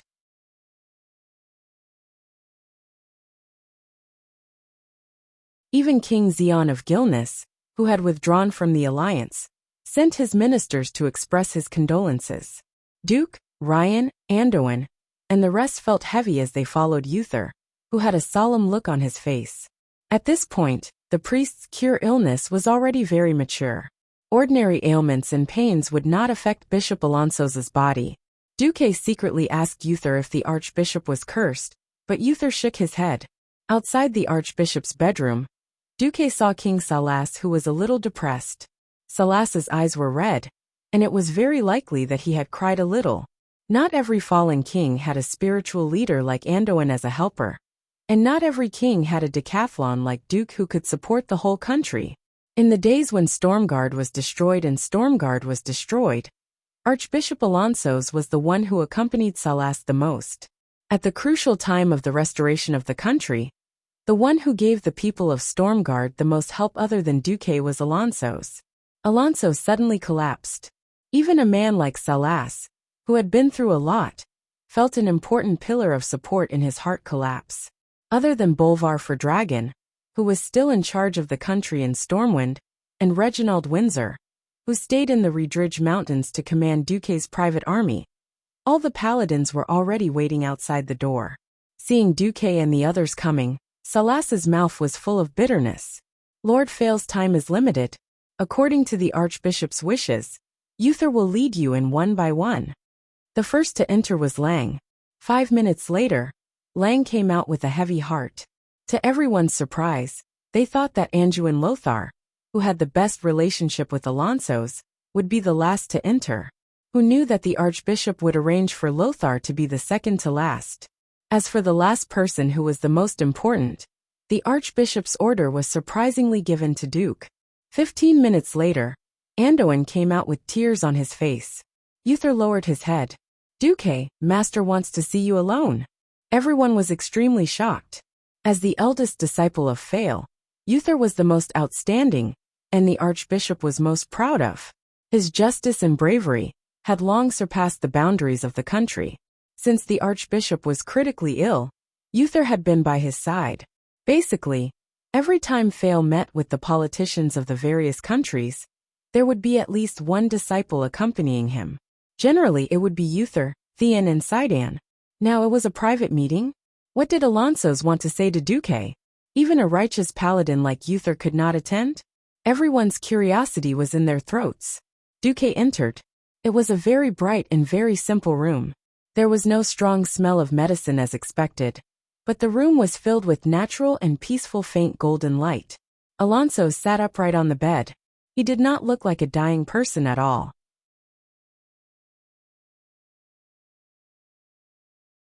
Seeing Duque's shock, Alonso's laughed. I don't look like a dying person, do I? Duque nodded. A person like Alonso's did not need to lie, even if it was a white lie.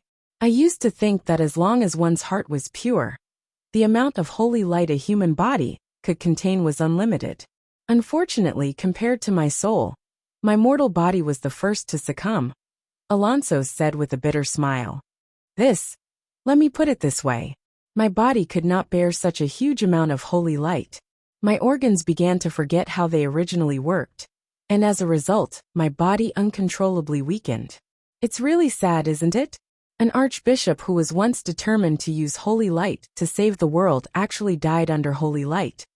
The bitter smile on his face became even more intense. Your Excellency, you're asking too much. Humans are not like the Naru, who are creatures made purely of holy light. Naru, a pure holy light creature? Alonso suddenly became curious. Duke suddenly realized that he had let the cat out of the bag. They could not even talk about counterattacking Draenor. The Alliance had not met the Draenei yet, so naturally, they would not know about the Naru. He could only say that he had seen descriptions of such a race in the books of Karazhan, but had not personally witnessed it.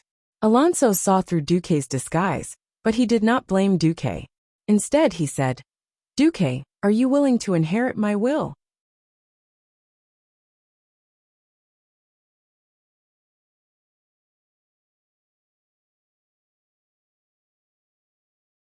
Chapter 664. Duque was almost scared to death on the spot. Are you asking me to delete my character and start all over again? Huh? Duque pointed at his face in surprise. I'm a mage. Alonso's was taken aback and immediately laughed. No, you misunderstood. Although I personally created the profession of paladin, it's also because priests and paladins have common characteristics. I don't have the wisdom to cross different power systems to turn a mage into a priest. That's the fact that Nesario transformed into the Lord of Pristo and almost became one of the kings of the Alliance deeply touched me. Although this is a part of human nature, it also made me alert. If the important members of the Alliance are corrupted by evil and fall spiritually, the consequences will be devastating. Duque thought to himself, are you a quack too? Did you also foresee the fall of Arthas and Kale? Who knew that Alonso's slap in the face, which was clearly unintentional, made Du's face swell. Archbishop Alonso said directly, Actually, the person I'm most worried about is you, Duque. Me? Duque pointed at himself bitterly. Yes. In the entire Alliance, the one I admire the most, but also worry about the most, is you. Duque. Is this a compliment or a criticism? Is this a form of flattery? You have the most outstanding military talent since Thoradin the Great. No king, marshal, or general can match your talent in commanding. You are also likely to become the greatest mage in human history. As long as you are given enough time, it is not surprising that you surpass the previous Guardian Mediv. But I found that you have a fatal weakness. Your will is too weak compared to your power. You can even find this? Actually, you're not the only one who has a weakness. Since ancient times, almost all heroes who became famous at a young age have similar weaknesses. They reach the peak of their achievements at a very young age, then lose themselves and their direction in the midst of flowers and applause. They had forgotten their original intentions, forgotten their own hearts. They pursue illusory fame too much, and in the end they fall. In fact, there are many saints in the Cathedral of Light who have fallen to the devil's minions. No, I know very well that the Burning Legion will come. I don't have the capital to fall. And the Burning Legion? I don't even love succubi. How can I fall in love with someone with a different style? Completely unaware of Duke's thoughts, Alonso's continued to sigh. I'm not denying your achievements and status. However, if something were to happen to you, the core power of the Alliance, it would be no less than Nesario's attack on the Long Sleep Temple back. For a moment, Duke felt as though 100,000 alpacas were galloping in his heart. Are you? Are you trying to say I might become the second Nesario?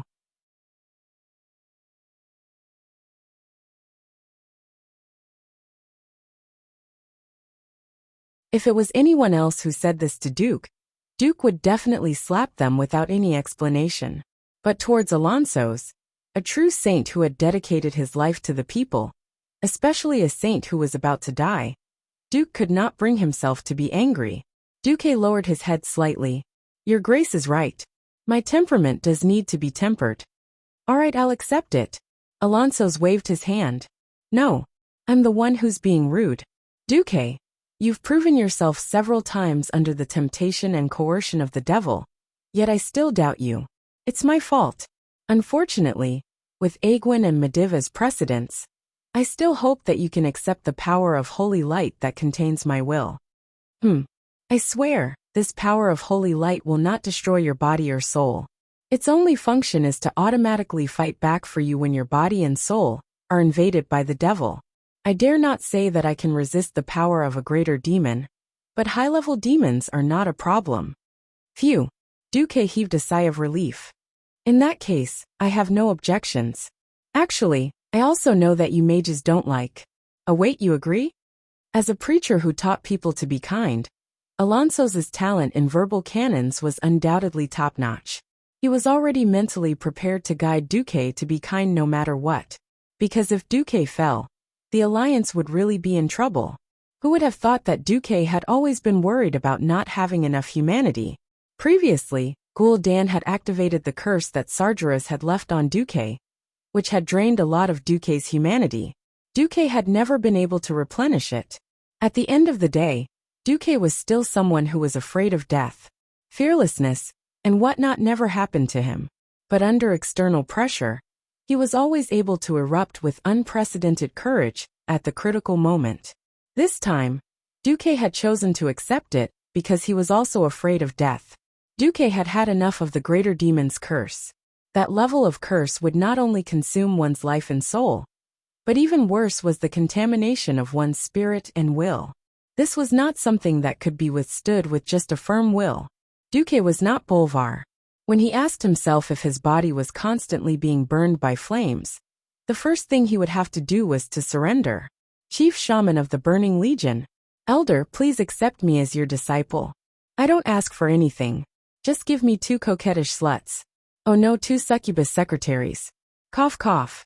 Duque discovered one thing.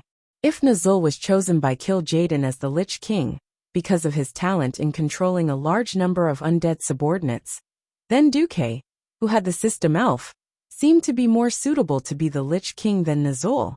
After advancing to a Radiant Moon Archmage, Duque discovered that the upper limit of his control had greatly increased. Now he could control up to 512 magic hands at the same time, and could launch 256 of the highest level of Flame Blast at the same time. Duque could not imagine what would happen if he, a transmigrator with super multicasting talent and super group mind control ability, degenerated into a Lich King. Wouldn't that mean that the world of Azeroth would definitely kneel? For the sake that the fierce girl beside him did not have to turn against him. For the sake that he did not have to open a harem as a dead person. For the sake of the few benefits of transmigrators, Duque was determined to fight against evil to the end. Looking at Duque's complicated eyes, Alonso's felt very strange. He had seen countless people in his life. Noble, despicable, hypocritical, and despicable. He dared to say that he could see through a person's character at a glance. But the feeling that Duque gave him was always the most special one. Obviously, Duque looked like a little ruffian. He did not have a firm belief, did not have enough courage to do big things, and at most had a little cleverness. But every time at a critical moment, he would give people a contradictory feeling, and one could fully see the flash of humanity in him. Haha. Perhaps it was because of this contradiction that he was human. Alonso's Fail extended his hand to Duque.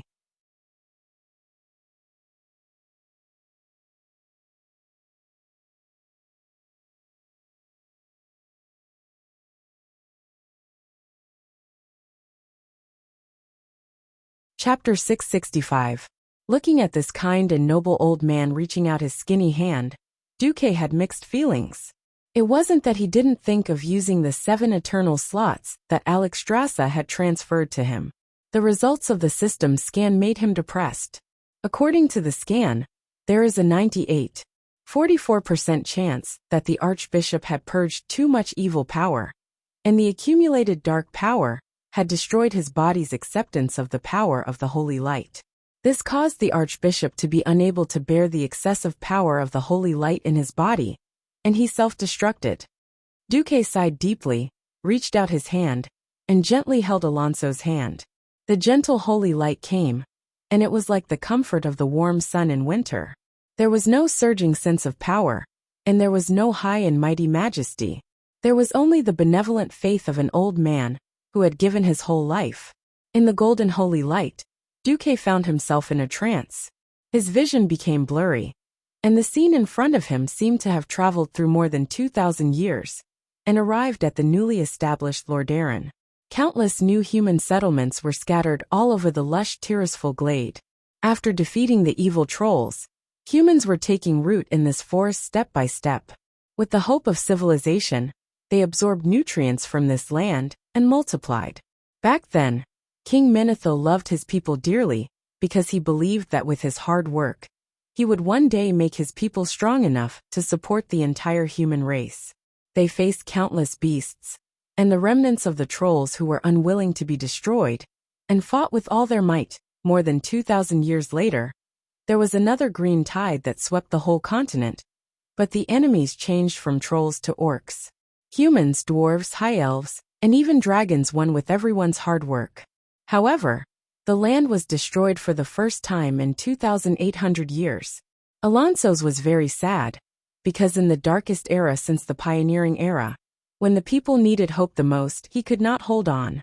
Even with the will that came from the holy light, Duque could feel Alonso's sorrow. The land was devastated, and the people were homeless. A woman who had lost her husband carried a crying baby on her back, endured the pain brought about by the war, and did a man's job with tears in her eyes. She climbed up the roof to help the neighbor's auntie fix the hole in the roof, braved the cold wind to go up the mountain to chop firewood, picked up a sickle like a man, and charged at the starving orcs who rushed into the village. Everything that Alonso's had seen with his own eyes had been transmitted over to Duque, and it was presented so vividly in front of his eyes. For the king, the war was over. For the people, the war was not over.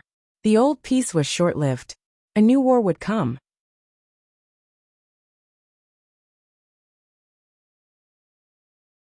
At this moment, Duque truly felt that he and the Azeroth people were breathing the same air of the future, and shouldering the same huge sense of mission. As a transmigrator, he had the gaze of a prophet that could make everyone in the world tremble. But Duque had not done enough. You can do better. Protecting Azeroth, the last human habitat, was not an easy task. Duque could not go back.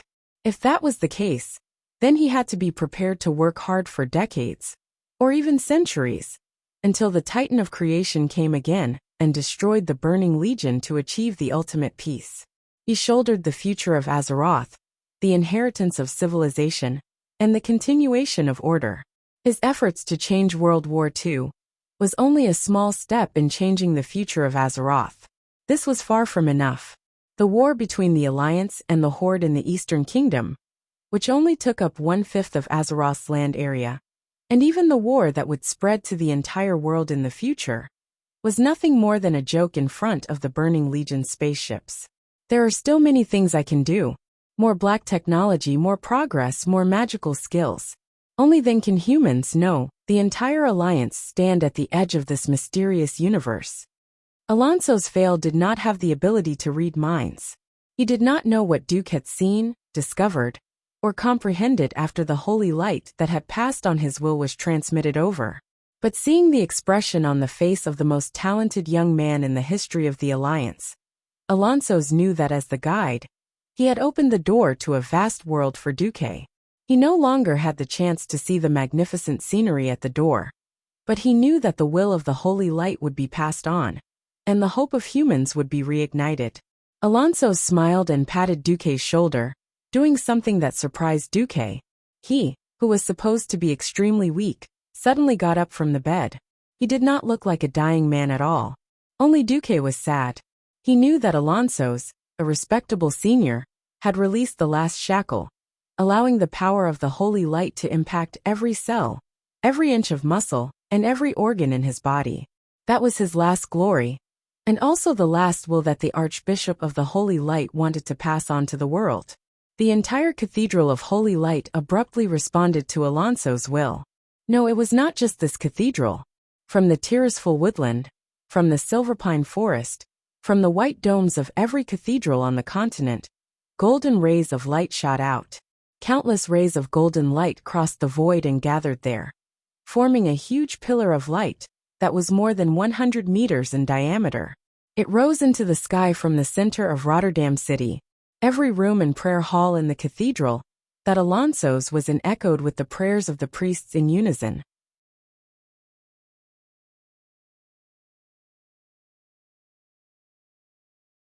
However, the bishops of various sizes who were dressed in gorgeous robes opened their eyes in shock, because for the first time, there was a response from the holy light in the spiritual world that was originally empty and silent. The big bell in the holy palace suddenly rang when it sensed the intense holy light that was echoing in the air. The priests rushed out of the prayer hall one after another. They saw the door of Archbishop Fail's ward open. No one opened the door. Alonso's hovered in midair under the support of the power of the holy light, and floated out slowly. Duque followed behind him, and arrived at the center of the main hall. Alonso stood in the void like a god who had descended to the world. Every priest prostrated on the ground consciously. Every holy knight knelt on one knee, and placed his right hand on the breastplate on the left side of his chest. Even the king of a country had to bow deeply to show his humility towards the power of the holy light. Alonso smiled and said, "Someone once asked me why I did not appoint the next Archbishop of the Holy Light. At this last moment, I will answer this question." Several bishops who had once tried to fight for power immediately shivered, and subconsciously pressed their foreheads closer to the cold ground.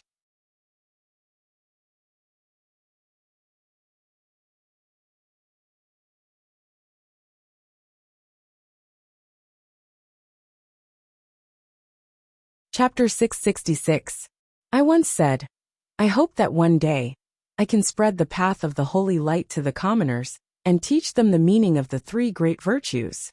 I have spent my entire life working hard for this, and have never once deviated from the will of the holy light. So, I am the Archbishop that all of you acknowledge. From the very beginning, I've always believed that worldly authority shouldn't be the ruler of the holy light. If I were to personally appoint a successor, then the Church of Holy Light would one day be filled with benefits, and it would gradually decay and be destroyed. Since I am destined to return to the embrace of the holy light, then let the holy light choose a true emissary of light. Alonso slowly extended his right index finger and pointed in the air. The ethereal and holy voice sounded again. Who among you is willing to dedicate every moment of your life to the holy light? Swear on your soul before the holy light that you will help the weak, save the sick, punish the cruel, uphold justice, and spread the three great virtues for the rest of your life? After a pause, Alonso's continued, Those who are willing, please step forward.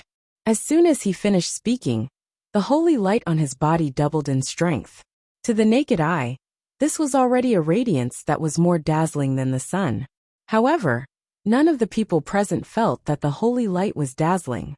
Even though it was dazzling, everyone could clearly see every detail on Alonso's body. A regional bishop of the Church of Holy Light, who had been fighting for the position of archbishop, wanted to stand up and step forward. However, he was horrified to feel the resistance from the holy light.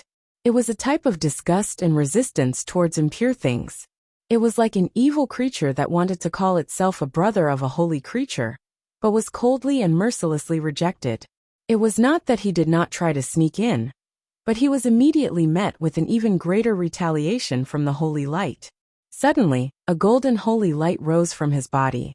The holy light was like a flame that surrounded his body. If he made the slightest movement, he would immediately feel a heart-wrenching pain. He was drenched in sweat and crawled on the ground in fear, not daring to move anymore. Alonso's looked at the regional bishop from Derbyshire with a pitiful gaze, before retracting his gaze. The will of the holy light was clear. Those who attempted to ascend to the position of Archbishop of Holy Light with selfish desires would be punished severely. Alonso shook his head slightly and said slowly, "The position of an archbishop does not represent authority, nor does it represent glory. On the contrary, it was a sacred duty. This means that the person who ascends to this position will have to shoulder the heavy responsibility of saving the miserable and suffering people from despair. An archbishop is not a savior.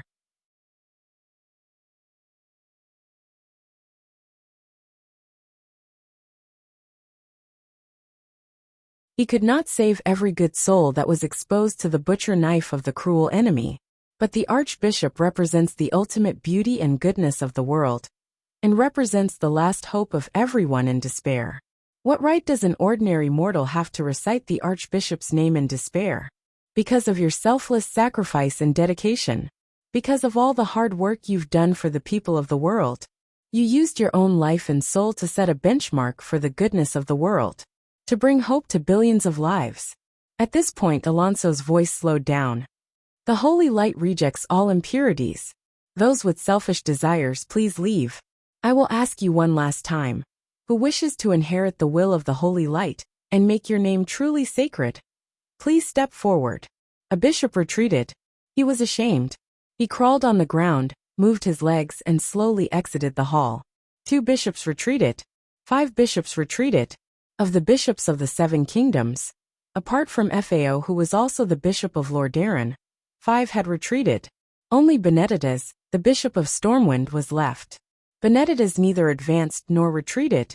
He calmly knelt on the ground, letting his face be bathed in the waves of holy light that undulated in the main hall. He was quietly waiting for the new archbishop to be born. Alonso's demands were too high. All humans have selfish desires. Humans have birth, old age, sickness, and death. As long as one was human, there would always be things one wanted to do. Was there really such a perfect, selfless saint? Speaking of which, if he was this pious, was he still human? At this moment, a person moved. He was Alonso's most beloved and valued disciple, Weather the Lightbringer. Weather's calm voice rang out. "I believe I can do all of the above. If everyone does not mind that I am a holy knight, I am willing to accept the inheritance of the will of the holy light." There was a low commotion around, but it quickly subsided. Alonso spoke.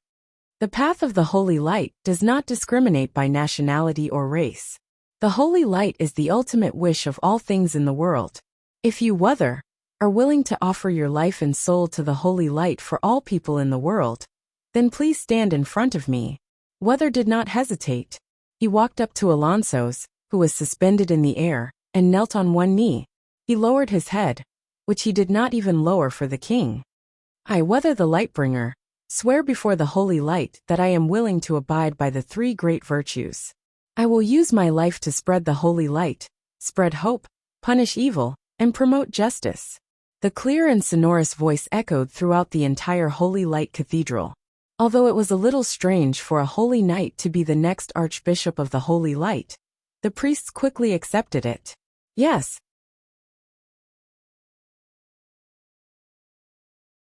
Only a truly selfless person had the right to set foot on that holy position, and only had the right to be holy in the hearts of the people.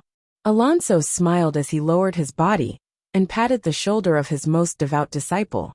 Tears of gratification flowed from the corner of his eyes. He looked up to the sky and shouted, "Praise the holy light!" Suddenly, an illusory ball of golden holy light descended on Weather's head, forming a golden crown that looked like a garland. This was the holy light's recognition of Weather. For a moment, everyone was stunned. After being stunned for a full 3 seconds, countless priests knelt on the ground, straightened their backs, and raised their hands to the sky. Praise the holy light. Praise holy Weather. The next moment, everyone's voice stopped. That's right. The moment the inheritance was completed, Alonso's Fail's name became history. Weather the Lightbringer's name became the new holy. Weather the Lightbringer's tears flowed down his face as he hugged his teacher's limp body. On this day, with Lordaeron as the starting point, the bells of every church of light in every city, and every small town and every village rang. Countless believers knelt on the ground and cried in sorrow. Everyone used this method to commemorate the passing of a true saint. Standing on the balcony of the state guest house, Duque looked at the Holy Light Cathedral from afar and suddenly said softly, "Let's go. It's time to leave." You're tuning in to the Lee May's Sword of Destiny YouTube channel. We're so grateful for your support, and don't forget to subscribe to join us on this incredible journey through captivating stories. Your generosity through donations truly makes a world of difference, as it's the primary source of revenue that allows me to expand and enhance this channel for you. Thank you from the bottom of my heart for being a part of this adventure.